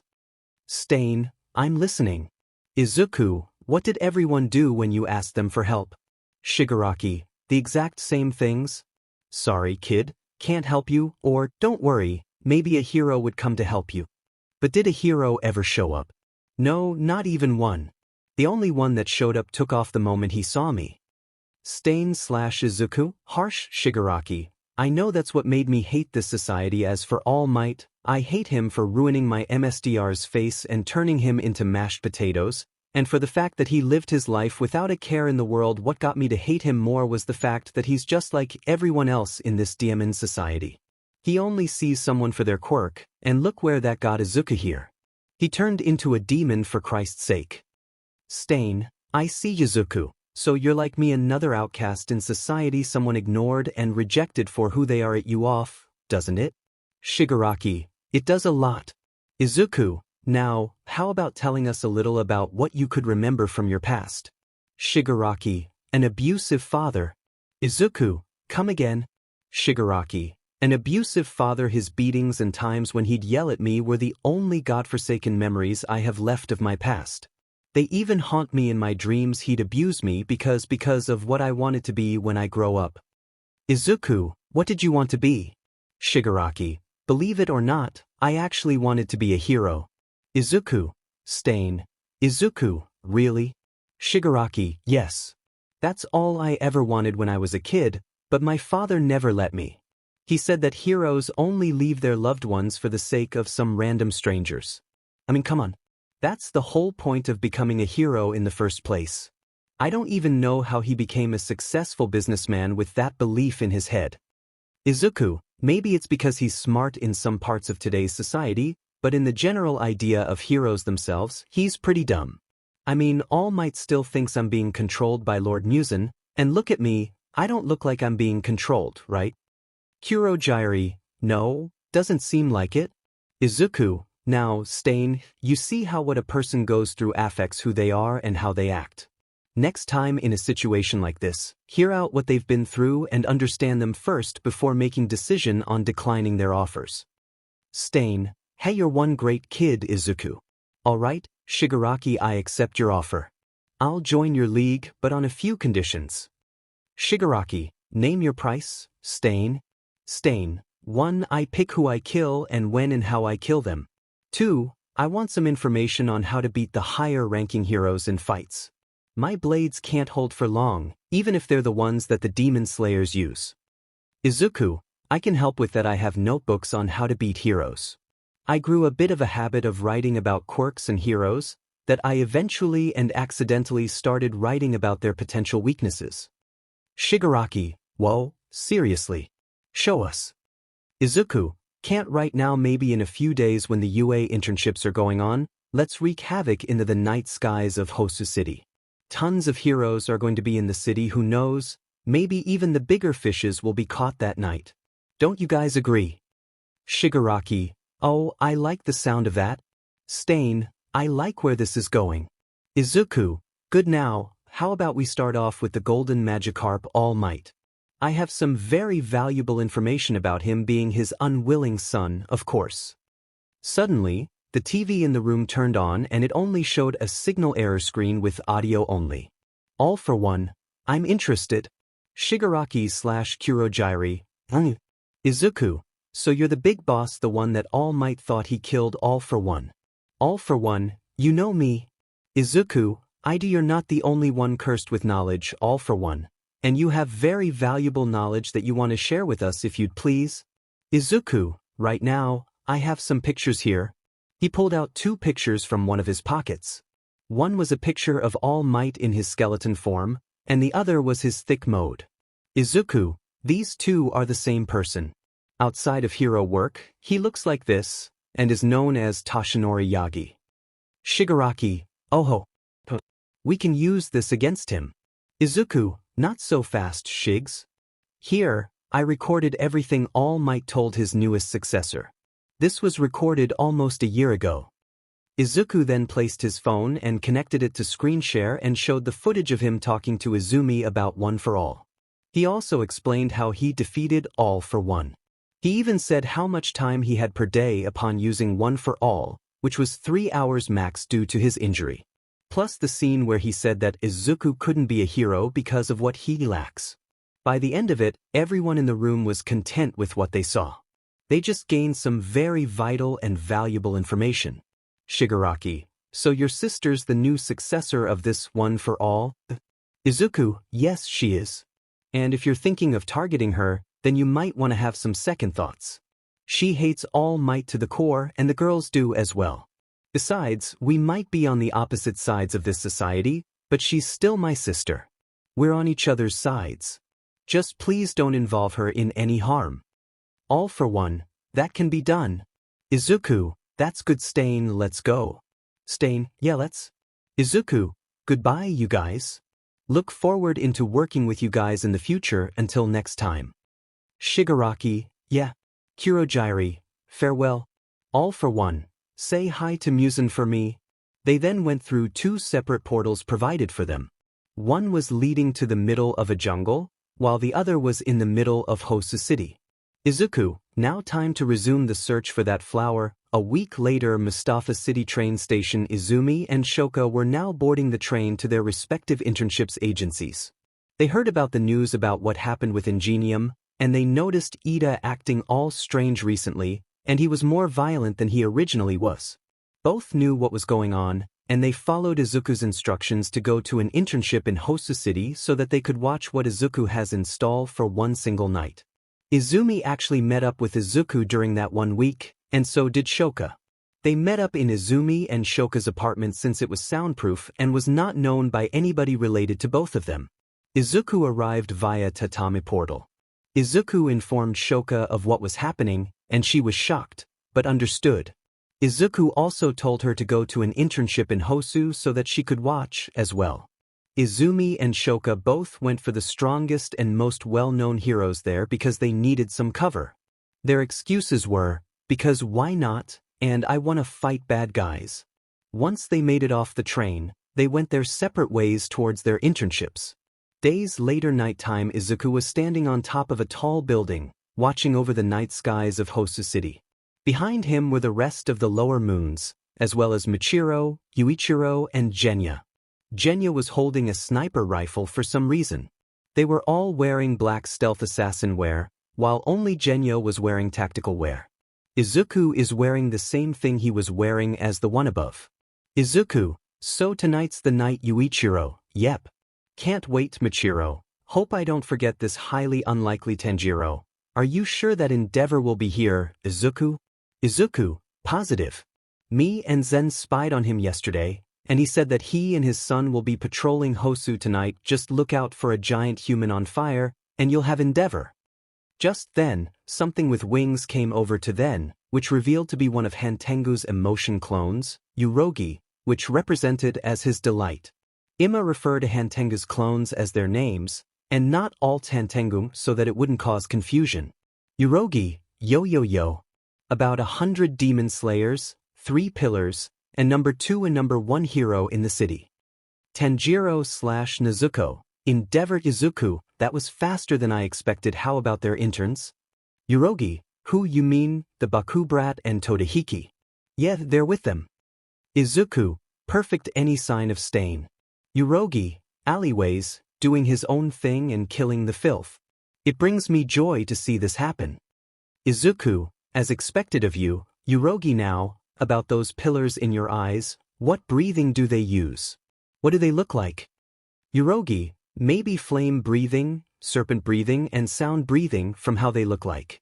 I gotta say, they look kind of strong. Akaza's going to have a blast fighting them. Izuku, I see. Speaking of, where are the other upper moons? Yurogi, scattered across the city, all according to your plan, which you got approval from 𝗵𝗃𝗃 to do. Still, how'd you get him to agree to your plan? Izuku, well, flashback. Izuku, Mr. 𝗵𝗃𝗃, I've got a great idea that I want to share with you. 𝗵𝗃𝗃, I would tell you to make it quick, but since it's coming from you, one of the most reliable demons that I have, then I'd say take your time. Tell me about this idea of yours. Izuku, alright, so, you know how the general public is starting to lose faith in heroes. Especially since they can't rely on them to kill us, demons. 𝗵𝗃𝗃, I'm very well aware of that. Izuku, well, I recently heard that the Slayer Corps were being given more praise than the heroes, but not everyone has faith in them, so, I came up with this plan to lower the people's faith in heroes and slayers even more. If that happens, then both will start to panic and overwork themselves into gaining the people's trust back. They'll get exhausted in doing so, and that'll give us the upper hand. 𝗵𝗃𝗃𝗵𝗃 impressive. I like it. How do you hope to execute this plan of yours? Izuku, it's simple really. I recently came into contact with the League of Villains again, and they said that they wish to work with us. Their boss says hi, by the way. So I told them to wreak havoc in Hosa City during the UA internships week, and then we demons step in and join the fun and kill most of the heroes and slayers present there. 𝗵𝗃𝗃 sounds like a good setting. But why most of the heroes and slayers there? Why not all of them? Izuku, well, why kill them when you can see the look on their faces when the public berates them about not doing their jobs properly? The lives that were lost, the amount of property damaged, and the amount of despair in the air. 𝗵𝗃𝗃 grins, 𝗵𝗃𝗃, I'm starting to want to be in on this plan. I want to be in Hosa City when this happens. Like Crawlo watching as the Phantom Troop wreak havoc in York New City. Izuku, this makes things even better. I'll be taking my leave now, my lord. I'll inform you as soon as I get more intel about what's going to happen soon. 𝗵𝗃𝗃, go do what you want, Izuku, and I'll be telling the other moons and the half-moons, demon pillars, of this plan of yours. I'm sure they'll be more than happy to cooperate. Izuku smiles, as you wish, Lord 𝗵𝗃𝗃. Alright, just to clarify, sometime before Izuku, Ochako, Momo, and Jiro became demons, 𝗵𝗃𝗃 made a new moon system called half-moons, consisting of the demon pillars. They have strength greater than lower moons, but can't beat the upper moons, and 𝗵𝗃𝗃 saw them as valuable demons, so he gave them the positions of half-moons, which was the demon moon ranks that are in between the upper and lower ranks. There are 10 half-moons in total. 11, if you count Yuichiro, but he and Mui share the same position. They don't have number engraved on their eyeballs. Rather, they have their numbers engraved on their blades and weapons, so that they can hide it most of the time. Their existence is not known to the core since the low-level demons still refer to their superiors as the 12 demon moons. Flashback into Izuku, and that's what happened. He told you guys, and now we're all here. Half-moons and upper moons scatter across the city, either in pairs, groups, or go solo, while the lower moons gather in one place. Only Mui and Yuichi, half-moon 3, gather with the lower moons. Genya serves as an assassin, and since I could mask a demon's presence, nobody would know where Genya is. Yurogi, oh ho ho. I'm impressed. Izuku, thanks, but that was only the plan. The real thing starts soon. Say, do you know where the 𝗣𝗲𝗍 is? Yurogi, spotted them by a water tower. They have those Nomu things on standby, waiting for your signal. Izuku, excellent. How about Lord 𝗵𝗃𝗃? Yurogi, by one of the tallest buildings. Met up with him, and he said he'll only be spectating and not joining. Izuku, guess everything's ready, then let's get off of this building. Gen, kill the ones that might pose a threat to us, but not all might and endeavor. We've got them covered already. If we're all clear, then let's go. Lower moons Mui Yuichi Yurogi, right? Yurogi then flew away and went to inform everyone else about it, including Stain and the League. Tanjiro, let's go. Me and Nezuko have some flames to extinguish from a certain flames for brains. Nezuko, yeah. Izuku, I'm gonna go and hunt down RoboCop. That is, if Stain hadn't already dealt with him. Guess this is goodbye for now. Load out, look alive, stay alive. They then jumped down and landed on the ground gently. They split up and went in different directions. Izuku, if I'm correct, then Stain must be doing his thing in the southern part of the city. I did tell him to go near an alleyway near Manuel's agency, so Izuku then dashed towards the many alleyways of the southern part of the city, and he eventually found Stain in a stare-off with Ida. Izuku stayed on the rooftop and watched what would happen next. While that was happening, an explosion happened nearby, and he saw fire beginning to form among some buildings, as well as Yurogi and a Nomu with wings flying around. Izuku, let the festivities begin. I guess he then watched as Stain dropkicked Ida and his BLD, paralyzing him. Stain, a hero in training out for revenge. You're just as much as a fake as your brother. Ida, I'm no fake. I am 𝗵𝗃𝗃𝗵𝗃 successor. I am a true hero. You're just too blind to see it. I swear, I will kill you no matter what. 𝗧𝗵𝗃, not a fake you say? If that's the case, then save this guy here. He pointed his blade towards the pro-hero native, who was laying injured, paralyzed, and barely conscious. 𝗳𝗃, since when was he 𝗧𝗵𝗃? He was here the entire time. You failed to acknowledge his presence, just like any other fake would do. Think of themselves first before others. Are there really no real heroes left in this world? 𝗳𝗃, I am a real hero, you nosed fiend. 𝗧𝗵𝗃, no you're not. You may have the dream and drive to become a hero, but for what? Money, fame, glory, inflating your own ego. That's all I see in you. You're one of the fakest of the fakes I've seen out there. Endeavor, All Might, etc. You, along with all of your other male classmates, minus that mind control boy, are fakes. I know what you did in the past, and I so want to kill you now, but I won't. 𝗳𝗃, what? Too scared to kill a child? 𝗧𝗵𝗃, it's just that you're not my target, you're Izuku's target. 𝗳𝗃, Deku. Izuku, 𝗧𝗵𝗲. Izuku jumped down from the rooftop, and he landed on the ground. 𝗳𝗃 gritted his teeth in anger as Izuku made his appearance with all 6 of his eyes on full view. 𝗳𝗃, you'd stain, well, if it isn't the big guy himself. Looks like your plan was a success, Izuku. 𝗳𝗃, plan? Izuku, yes, plan. I told 𝗧𝗵𝗃 to go after 𝗵𝗃, so that you'll be lured out all the way here, just so I could see you suffer. 𝗳𝗃, you little my brother was a great hero. Why did you 𝗧𝗵𝗃? Yeah, he was. That was until he started paying more attention to the public, only to get more fame and support from the people, just for himself and his sidekicks. He only thought about the glory in our eyes, and we didn't like that. We wanted more selfless heroes, true heroes. And you're just another fake, as such, like every other hero here. 𝗳𝗃, for the last 𝗧𝗵𝗃, shut up, you big now, I won't kill you there. I made that mistake with my 𝗳𝗃, but I won't do it to you now. Your legs are basically the only part of your body where you can use your quirk, right? Without them, you're basically as quirkless as I am. 𝗧𝗵𝗃, oh, I'm liking this. 𝗳𝗃, what are you 𝗧𝗵𝗃? Let's get rid of them then. He performs a perfect slash and cuts off his legs, but only by his knees. 𝗳𝗃 screamed in pain and terror from the feeling of losing body parts. Izuku, now, here you are. A quirkless, legless, worthless bestiard. I wonder how your friends will react to this when they find out. How much fear they'll fear of the feeling and assumption that maybe one of them is next. Listen, I won't kill you, but I will pick you all off one by one, leaving you to suffer just like how I did. It's only fair, right? I may be acting selfish here, but this is only for vengeance. 𝗳𝗃, if that's the case, then you're just as much a fake as I, 𝗧𝗵𝗃. So he admits himself as a fake. At least he finally knows how to be honest. Izuku, with himself and to other people. Once I pick off the rest, there'll be only despair and agony within their souls. All of which is because their hero careers ended before it even began. Also, I can't be a fake hero. Wanna know why?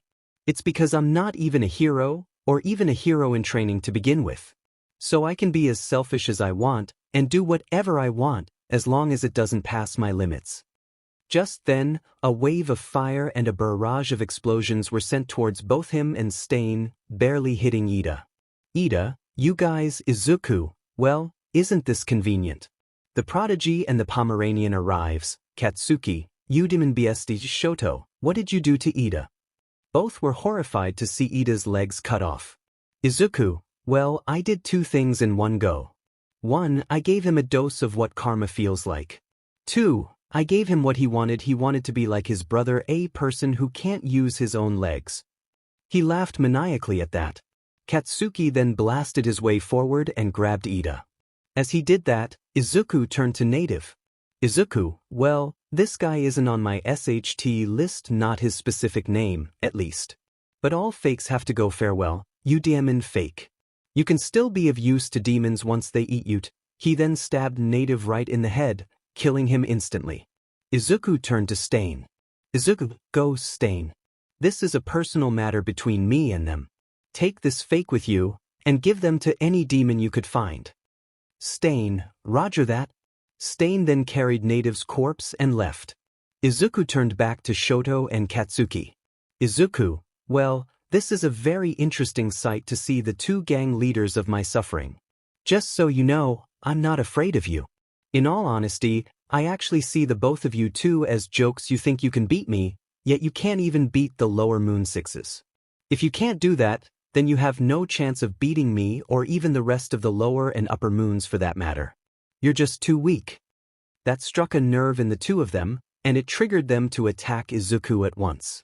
Izuku sighed in disappointment and performed a breathing technique. Izuku. Moon breathing 19th form white crystal, moonbeam.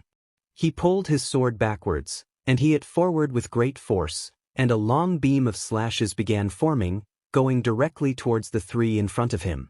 Both Katsuki and Shoto stopped charging at him and they grabbed Ida and ran away.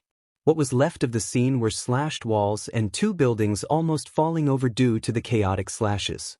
Izuku, TSK cowards. Oh, well, I only wanted to get rid of Ida, anyway those two can still wait.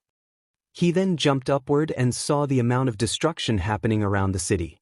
There was fire everywhere, and the sounds of screams were heard everywhere. He smiled in satisfaction of this.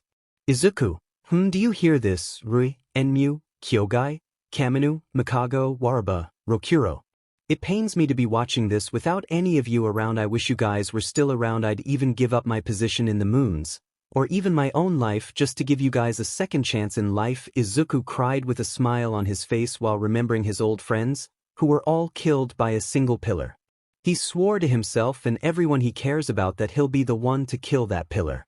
Meanwhile, Shoto and Katsuki were carrying Ida towards the nearest hospital. They managed to stop the bleeding from Ida's legs with clothing so that he wouldn't die of blood loss. Shoto, that Deku was way too strong. Katsuki, he just got lucky that Four Eyes was injured. Otherwise, we'd beat him. Shoto, he's a demon. Katsuki, we can't kill him unless we have the special blade or sunlight. And the night only just begun. We'd be dead in less than an hour. Katsuki, hate to admit it, but you're right. Ida, he's the one. It's his fault. He sent Stain after my brother. Katsuki, not the time for eyes. We need to find someone to help you to not die. Just then they came across All Might. He seemed to be patrolling the area for any demons nearby. All Might, young Bakugo. He stopped and stared in shock of seeing Ida with his legs gone. All Might, what happened? Katsuki, Deku happened. He sliced this guy's legs off, and then spared us for some reason. Shoto, we were only lucky to have survived. All Might, quickly. Take him to the hospital. They nodded and then ran off to Hoso Hospital. All Might decided to stay and find Izuku. He eventually spotted a figure with long hair that looked like Izuku's. He saw him walking around slowly and was being so casual while roaming the streets. Around him was a massacre of demon slayers' body parts lying around, as well as blood smearing all over the outer walls of buildings and on the ground.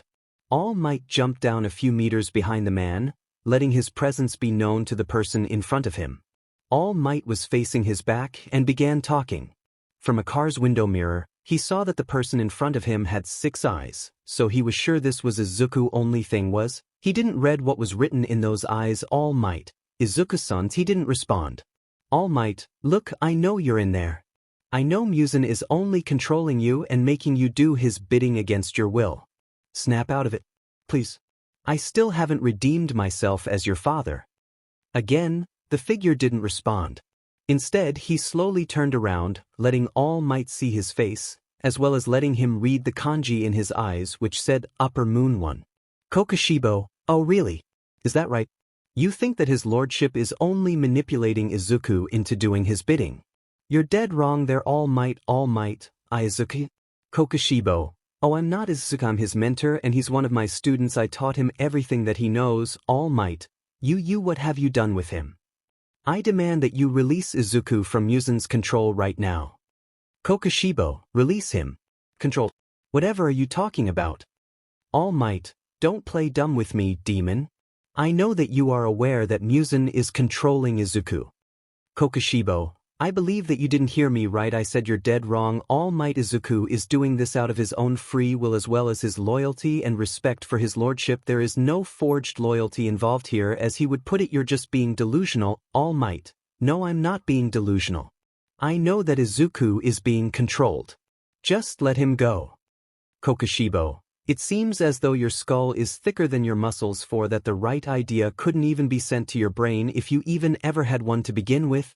All Might's smile faded and he roared in anger as he charged forward and began to attack 𝗂𝗃𝗵𝗄 head-on without a sword. 𝗂𝗃𝗵𝗄 sked in disappointment with a deadpan expression directed at All Might. 𝗂𝗃𝗵𝗄, pathetic 18th form waxing forth, burning sky. A ton of chaotic slashes and crescents started raining down from the sky, and All Might saw this and attempted to dodge, but to no avail.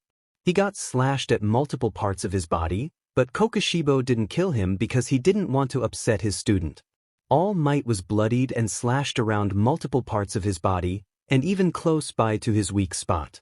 𝗂𝗃𝗵𝗄, you know, I was holding back. Even though I have limitless stamina, I still do not wish to use too much unnecessary power outputs, for it is too wasteful on weak opponents. He then approached All Might, who collapsed on the ground from the amount of pain he was in.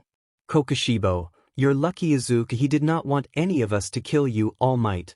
Then that must mean he still sees me as a father? 𝗂𝗃𝗵𝗄, wrong. He only said so because he wants to kill you himself. Only he wants to see you suffer first before he does so. He then turned around. 𝗂𝗃𝗵𝗄, just so you know, he was the one who wanted all this to happen. He planned it all. Even his lordship is impressed by how much he's planned beforehand. He really has grown. He then disappeared from sight, leaving All Might bleeding on the ground, exhausted from BLD loss, but he didn't pass out. He did hear what 𝗂𝗃𝗵𝗄 said, but he still didn't want to believe it. He eventually deflated and just sat on the ground. Meanwhile, nearby, Izumi and Shoka were hiding and watching what just happened. After All Might fell to the ground, they left. As for what happened to the heroes they were interning with, they died. Akaza and Gyako got them. Izumi, where to now? Shoka, find Izuku. Izumi, sounds like a plan. Let's go. Shoka, this makes us sound like UA traitors. Not gonna lie. Suddenly, 𝗂𝗃𝗵𝗄 appeared in front of them. 𝗂𝗃𝗵𝗄, so you are Izuku's twin sister. You look nothing like him when I found him as a human. Izumi, wait. You are 𝗂𝗃𝗵𝗄. I am his mentor. I was the one who turned Izuku into a demon. Izumi, so you're the one that saved him? 𝗂𝗃𝗵𝗄, not only him, I also saved those girls. They were with Izuku. Shoka, you mean Momo, Achiko and Kyoka, right? Are they here? Are they in the city? 𝗂𝗃𝗵𝗄, yes, however I don't know where they are. What I do know is that Izuku is in this area, that is all. He then disappeared again, and then Izumi and Shoka went to find Izuku. Speaking of which, Izuku was eating popcorn on a rooftop while watching everything. Izuku, this is like Transformers, Dark of the Moon all over again. Only, without the alien robots and the spaceships flying around. While he was eating, he heard something from behind him. He knew who it was. Izuku, so you two are here. Izumi, Shoka. Izumi, hey Izuku. Izuku, I suggest we don't talk here. Sway too much of it. Risk of getting caught. Popcorn. They nodded and took some popcorn. They then jumped down and talked in an alleyway. In another part of the city, 𝗵𝗲𝗄 was fending off the winged and muscled 𝗵𝗲𝗄. He was having a strong time defeating them since they were turned into demons. Eventually, the 𝗵𝗲𝗄 retreated, which confused 𝗵𝗲𝗄. 𝗵𝗲𝗄, where are they going? He was about to chase them, when suddenly, Tanjiro and Nezuko appeared out of nowhere and landed on the ground. 𝗵𝗲𝗄 stopped in his tracks and looked at them as they held a deep scowl and angered looks on their faces. Nezuko, you took everything from us? 𝗵𝗲𝗄, I don't even know who you are. Tanjiro, you willed Nezuko, exploding BLD. She sent a pink explosion towards 𝗵𝗲𝗄, almost hitting him if it weren't for him boosting himself up with his own fire. Then, out of nowhere, Tanjiro came from behind 𝗵𝗲𝗄 and performed several slashes to him. 𝗵𝗲𝗄 didn't have time to react, and then Tanjiro cut him in the air, but didn't kill him. 𝗵𝗲𝗄 screamed in pain as BLD sprayed and dripped down his skin. Just like All Might, his body was banged up pretty badly, and he barely had any strength to continue fighting. Tanjiro looked at him like he was some hideous creature. Tanjiro, that wasn't even worth looking at all. Nezuko, I expected more of a fight. Tanjiro, maybe it's because Izuku just fought him a few weeks ago that he couldn't even fight us properly. And here I had high expectations from the guy that reached number 2. Nezuko, let alone the guy that just so happened to be not known for ruining families, including his own. 𝗵𝗃𝗏, what are you Nezuko? I'm talking about how you abused your wife and kids, letting your eldest son die, and turning your own youngest son into an exact copy of you, only with ice. Tanjiro, and for the fact that you murdered our family by accident, and you didn't even give off any scent of regret. All I smelled out of you was selfishness and the drive of a fake hero. Let's go, Nezuko. We'll kill him another time. Nezuko, we shall. They then both left. 𝗵𝗃𝗏 tried to go after them, but his body won't respond. Instead, he fell to the ground unconscious. Tanjiro, I wonder how the others are doing. Meanwhile, with Izuku he just finished conversing with Izumi and Shoka, and they went their separate ways now. Izuku was now approaching where All Might was at, and he saw him sitting against the wall, in his deflated form looking all tired. Izuku, look who got beaten up by my true father. Toshinori looked up and saw Izuku. Toshinori, Izuku, sup, old man. Finally decided to bite the dust. Toshinori, I won't accept to die. Not until I dash Izuku, you what? Set me free from Lord Muzen's control. See, I'm not being controlled. I believe I made that clear during the USJ. Toshinori, how can I know for Sir Izuku? You can't. That's because you don't even know me at all. You don't know that I even existed until I was announced dead. You didn't even notice my hair changed to red over the years. Heck, you don't even know what characters are in my name. Toshinori, yes, I do. Izuku, say it then. Toshinori, Izuku, well. Toshinori, Izuku, liars. Toshinori, why are you doing all this, Izuku? If I am speaking to Izuku, who's not being controlled as you would say, then why are you doing this? Izuku, why should I tell you? We're on opposite sides. Our plans are our ideals, our goals. They're all different. My plans for this trash society is only just in its first few stages. If you're smart, then maybe you can find out what I really longing, but since you're way too dumb, I'll tell you what I really want. I just want a world where people and demons can live in peace together, but since heroes view them as nothing different than villains, then I suspect that the chances of achieving that goal is nearly zero. See, Shizuku then begins to walk around while monologuing. Izuku, demons and humans aren't really all that different, you know. We're all living beings, but with different physiology and diets, but for some of our kind, we're special cases. Because of that one reason, fights began to break out. In another part of the city, the Lower Moon 3 trio were seen wrecking everything in sight. They destroyed all sorts of military equipment and killed many soldiers in their own ways. Izuku, you see, I was told a story before. When mutant quirks started appearing, demons and humans started getting along quite well, and even Lord Muzen started accepting them as if they were one of his own kind, but then, the discrimination started occurring. Wanna know who started it all? It was a retired demon slayer that hated demons more than anything. He called the mutant quirked people as monsters, and then other people followed after. In other different parts of the city, the half-moons were seen cutting mostly everything in their paths in half. They even encountered one of the pillars of the Demon Slayer Corps, and they took him down in less than 10 minutes. Izuku, starting from then on, Lord Muzen started resenting the society, as well as humanity itself. From then on, he began his reign of terror once more. He didn't like the society as how it was, and neither did every other demon out there. In yet another part of the city, Zenitsu, Tanjiro, and Inosuke were fighting and killing every slayer in their way. Zenitsu was even striking down thunder from the skies in order to attack his opponents. Izuku, and that's where the rest of the moons came in. Maya was the first ever moon to have joined the 12. He's upper moon 1. He told me that he was discriminated by most people because of the fact that he had 6 eyes. He resented that, so he slaughtered every single one of the people that did him bad. Near where 𝗵𝗃𝗏 was unconscious, Kaneo and Nezuko were in close combat with a bunch of slayers and military people, but they were clashing in the middle of a mist cloud, which Michiro and Yuichiro conjured up. �enya was shooting helicopters and air support out of the sky with his rifle. Izuku, if I were in his shoes, I'd do the same. People like them disgust me. I only insult people when I hate them or when I'm against them, but not for some foolish reason like, just for the heck of it. It sickens me to the core. And then the percentage of quirkless people around the world started to decrease over time, and now they were the ones being treated as the freaks and filth in this society.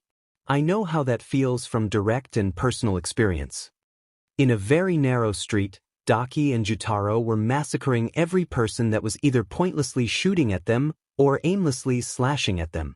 Izuku, and now look what this society has come to, a world where human equality is not even a thing anymore. Even demons have respect for some humans, and they're the ones that kill them for food.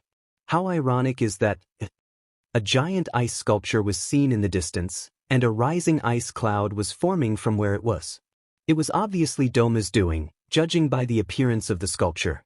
From where it was at, multiple frozen corpses and slayers and heroes who had their lungs frozen were seen all over the place. Izuku, you know, if I ever did have a quirk, things would have taken a different turn, am I right? I'd be training to be a hero, those pricks that I used to respect will be my friends and comrades, and I'll be inflating myself in ego. I'm glad that reality never came to be. If it did, then I wouldn't be here, right?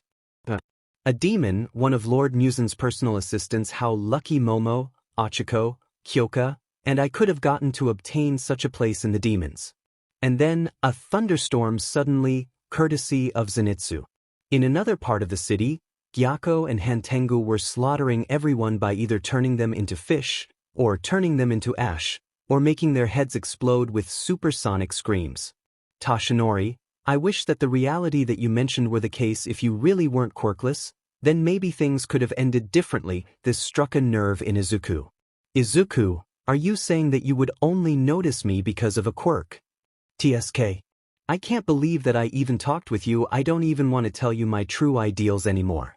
You're trash, All Might. Like I said, I'm glad that this reality existed rather than the other. If it didn't, then I wouldn't see who you really are. Someone who only views a person for their quirks. Toshinori realized his mistake in words and he panicked a bit. Izuku, don't even try to make up for what you said. I hate people like you. I'm glad I gave up my humanity, because I don't even want to become anything like you now, and that includes being human. Even Lord 𝗵𝗃 doesn't discriminate the quirkless, and he's the harshest and most cruel person out there. Somewhere in the city, 𝗵𝗃 was watching everything unfold, but what he was mostly watching was Izuku giving All Might a speech and a story, which soon turned to yelling and bashing All Might. He grinned as he took the words harshest and most cruel person as compliments, since they were from one of his most loyal demons. With that, he decided to have a little bit of fun. He saw some military people and heroes down where he was at, and he turned to his combat mode and jumped down and began his massacre. Izuku, now, have to take my leave also. How did you not notice that this place literally has corpses everywhere? Toshinori raised an eyebrow and looked around, and there were indeed corpses everywhere. Izuku, I can't believe that you neglected even these guys. If one of them even were still alive in the slightest chance, then you could have helped them. You could have saved them. And yet you ignored them. How disappointing.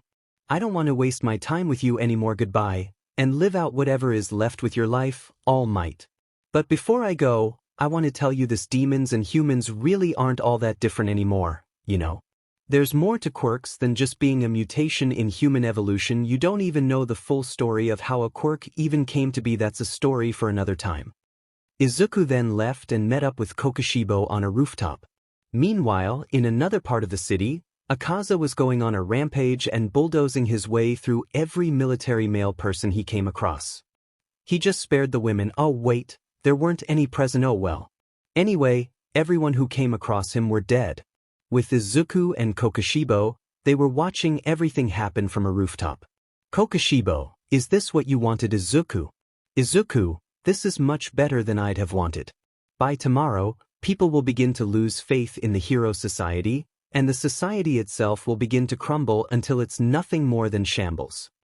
𝗏𝗃𝗃𝗃, I see to do something this big usually takes a long period of time to plan, but you planned this in less than a month. I am proud of you, Izuku. Izuku, don't praise just me. This wouldn't have been made possible if it weren't for any of your help. I should be thanking all of you for this. Especially 𝗵𝘃𝗵𝗲 since I got his approval. 𝗂𝗃𝗁𝗵𝗃, you are right, let's join in on the carnage, shall we? Izuku smirks, so be it, 𝗵𝘃𝗵𝗃. Both then dashed towards the middle of the city and saw two of the pillars that were sent to the city. They looked confused and were formulating a plan. Izuku, pillars. Wow, and I thought they'd send more, how disappointing. 𝗵𝘃𝗵𝗃, do you want to kill them? I've already had enough of getting rid of pillars because of last month. 𝗂𝗃𝗁𝗵𝗃, alright, Izuku, while you do that, I'll go and check on our other friends. 𝗂𝗃𝗁𝗵𝗃 then approached the pillars, catching their attention. They saw the kanji in 𝗂𝗃𝗁𝗵𝗃's eyes, and they tensed up. They heard from their crows that 5 of their pillars from before were dispatched by the lower moons, so they feared the upper moons more. 𝗂𝗃𝗁𝗵𝗃, let's begin. Before he could utter a word, 𝗂𝗃𝗁𝗵𝗃 suddenly appeared right in front of him. He brought his blade to his front and almost cut him, but instead got sent back after he blocked with his blade. Meanwhile, Izuku decided to find 𝗬𝗏 and the LOV to prepare for the next act. Izuku then went to where the LOV was on standby and were spectating the destruction. 𝗬𝗏 was already with them, and the demon 𝗵𝗏s were feeding on native's corpse. Izuku. Shigaraki. Izuku? Izuku, got the things I asked for? Shigaraki, the news cameras. Yeah. Stole them from a van. Izuku, perfect. Izuku then duct-taped the cameras on the winged 𝗵𝗏's head, and he commanded for it to fly towards the They then set the camera rolling, and all TV channels and screens on people's phones, tablets, and PCs began playing the live footage of Izuku with the League and 𝗬𝗏 beside him. Izuku, 𝗍𝗲. Time to expose some fakes. Let's start with you, all might and 𝗬𝗏. Pleasant evening to all of you watching. I am Izuku 𝗧𝗵𝗃, formerly Yagi. I'm here with my friends and comrades to show you our work. Appealing, isn't it? It then the winged 𝗵𝗏's camera, which was high in the sky, showing everyone the destruction and chaos in Hosu City. People gasped at what they saw. Then, it back to Izuku's camera, but this time, it was 𝗬𝗏 who was on screen. 𝗬𝗏, I usually don't want to be seen on screens, but for this, I'll make an exception. I just want to send out a message to everyone out there, especially to very specific people. Be that as it may, I'll get straight to the point. I'm the hero killer, 𝗬𝗏. I'm known for killing or incapacitating heroes and villains alike, but I don't do so without a reason. 𝗬𝗏 then removed his mask, showing his face to everyone. 𝗬𝗏, I only do so when those said targets are part on the ones that make this society worth loathing. See, people nowadays only commend and acknowledge you for your strength, but not for who you truly are.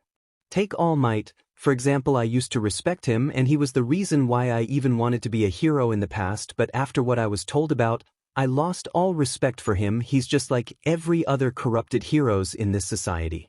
A fake. You'll all find out the truth later, but now, I just have one final thing to say. This society, no, this world is corrupted, and only a few people have eyes sharp enough and brains smart enough to see it. We, the League of Villains and the Demons, can clearly see it. Heroes these days only ever take the hero work for granted. They only do it for fame, money, glory, to show off their strengths, and just for the heck of it. All selfish. It would be understandable if they'd only do it for money to help other people, but doing it just to give themselves luxury is something that I see as something a fake would do. So, I've got something to tell you. All this world is being overrun by fakes, hypocrites, and villains who only use their quirks just for their personal gain. The demons aren't like that, for they only use their abilities to survive out there. Some criminals do it for the sake of their families. But what do you heroes do? You apprehended and assaulted them because you see them as villains. Now, most of them are in jail, in hospitals, or worst of all, under tombstones and graves. Their blood is on your hands, remember that. Now, for the discriminated people. Join us. Join me. Join 𝗵𝗃𝗁𝗵𝗃 Shigaraki. Join the League of Villains if you follow our ideals. That's all, folks. 𝗬𝗏 then stepped back and put his mask back on, and then he nodded at Izuku. He nodded back and stepped up to the camera again. He signaled Kurogiri to do something, to which he did by making a phone call. Izuku, that was a wonderful speech, 𝗬𝗏. It was inspirational. Now, for my turn, I'm just going to explain a few things. I am indeed All Might's son, unfortunately. Normally, I would be honored to, if I were my old nerdy self before I turned 10, but after what I learned from last year, the night I ran away, I hated him to the core. Here's why. He neglected me along with his wife. Both of them completely forgotten that I even existed, and they had the audacity to even try and arrest me, a demon. I'm not one of those low-level demons used for target practice at final selection. Plus, he thinks I'm being manipulated into doing all this. I mean, I chose to be a demon in the first place, so why was there any need to manipulate me? Besides, Lord 𝗵𝘃𝗃 isn't the type to manipulate people without a reason to do so.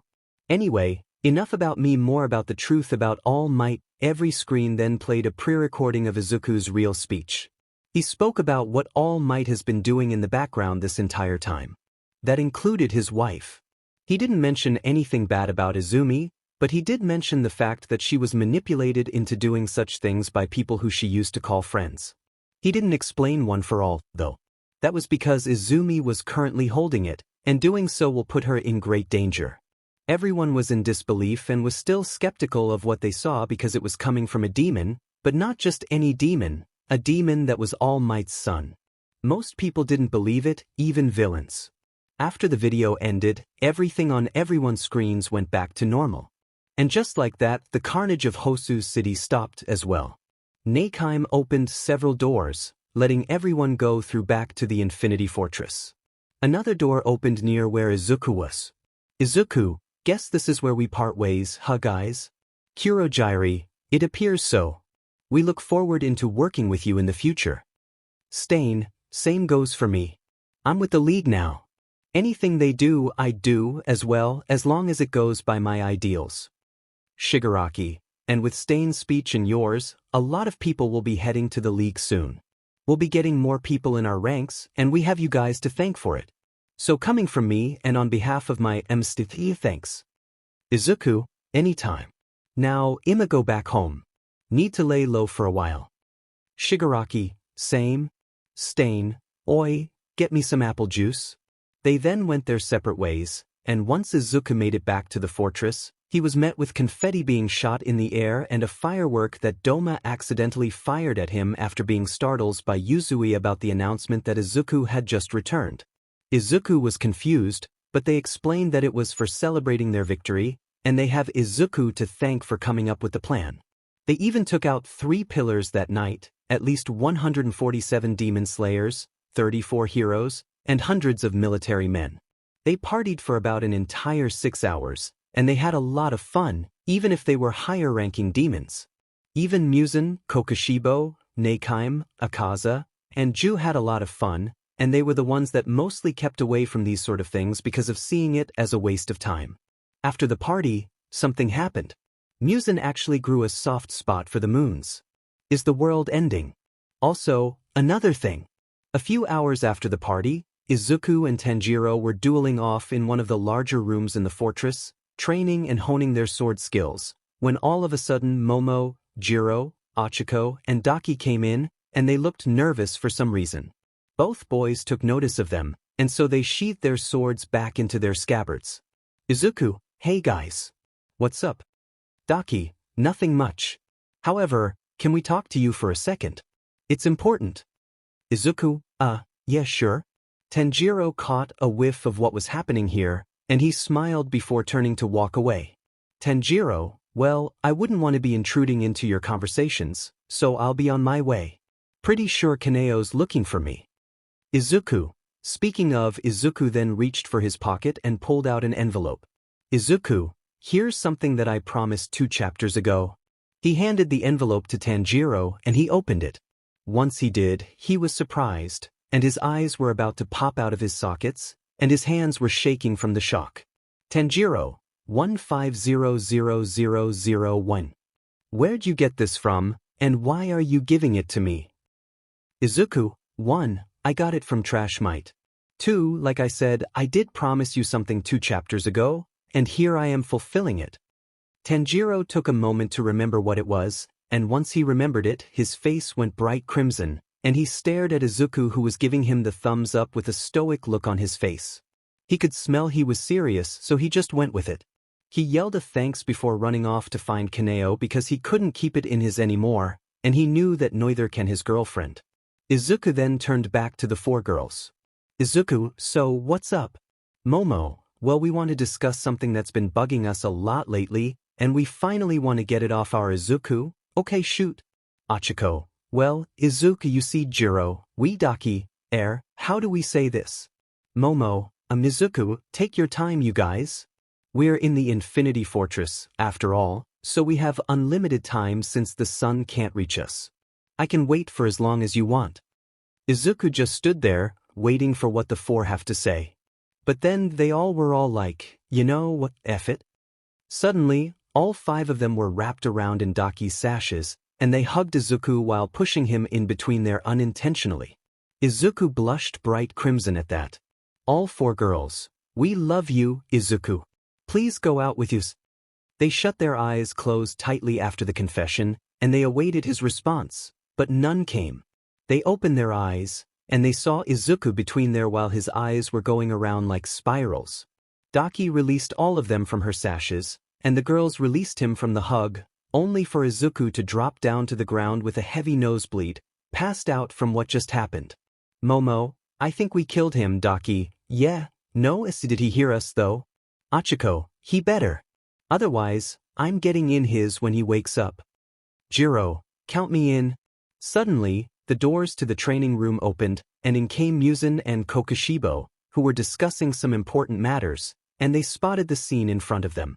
Izuku laying on the ground while his nose was bleeding, while the girls were towering above him, and there was BLD on their 𝗵𝗃𝗃. The hell happened here? 𝗂𝗂𝗫𝗂, and why is Izuku knocked out? Momo, well, 𝗵𝗃𝗃, don't answer. I'll just see for myself. He then checked all of their memories, and he grew a tick mark on his head, and then he walked away. 𝗵𝗃𝗃, again with this. First, Tanjiro and 𝗵𝗃𝗃 and now you five. 𝗂𝗂𝗫𝗂, remind me to not look into their memories again. 𝗂𝗂𝗫𝗂, as you wish your lordship. Momo, wait. Mr. 𝗵𝗃𝗃. 𝗵𝗃𝗃, make it quick, Momo. Momo, did Izuku hear us? 𝗵𝗃𝗃, oh, he very much did. That's why he passed out. Both of them then left the girls and Izuku alone. 𝗳𝗃𝗃, and that proves that he heard us, I guess, 𝗲𝗃𝗃, and I think we pretty much broke him. Achiko, should we take him back to his quarters? 𝗳𝗃𝗃, sounds like the best option. Let's go. They then carried Izuku to his room, and Izuku was still passed out with a heavy nosebleed.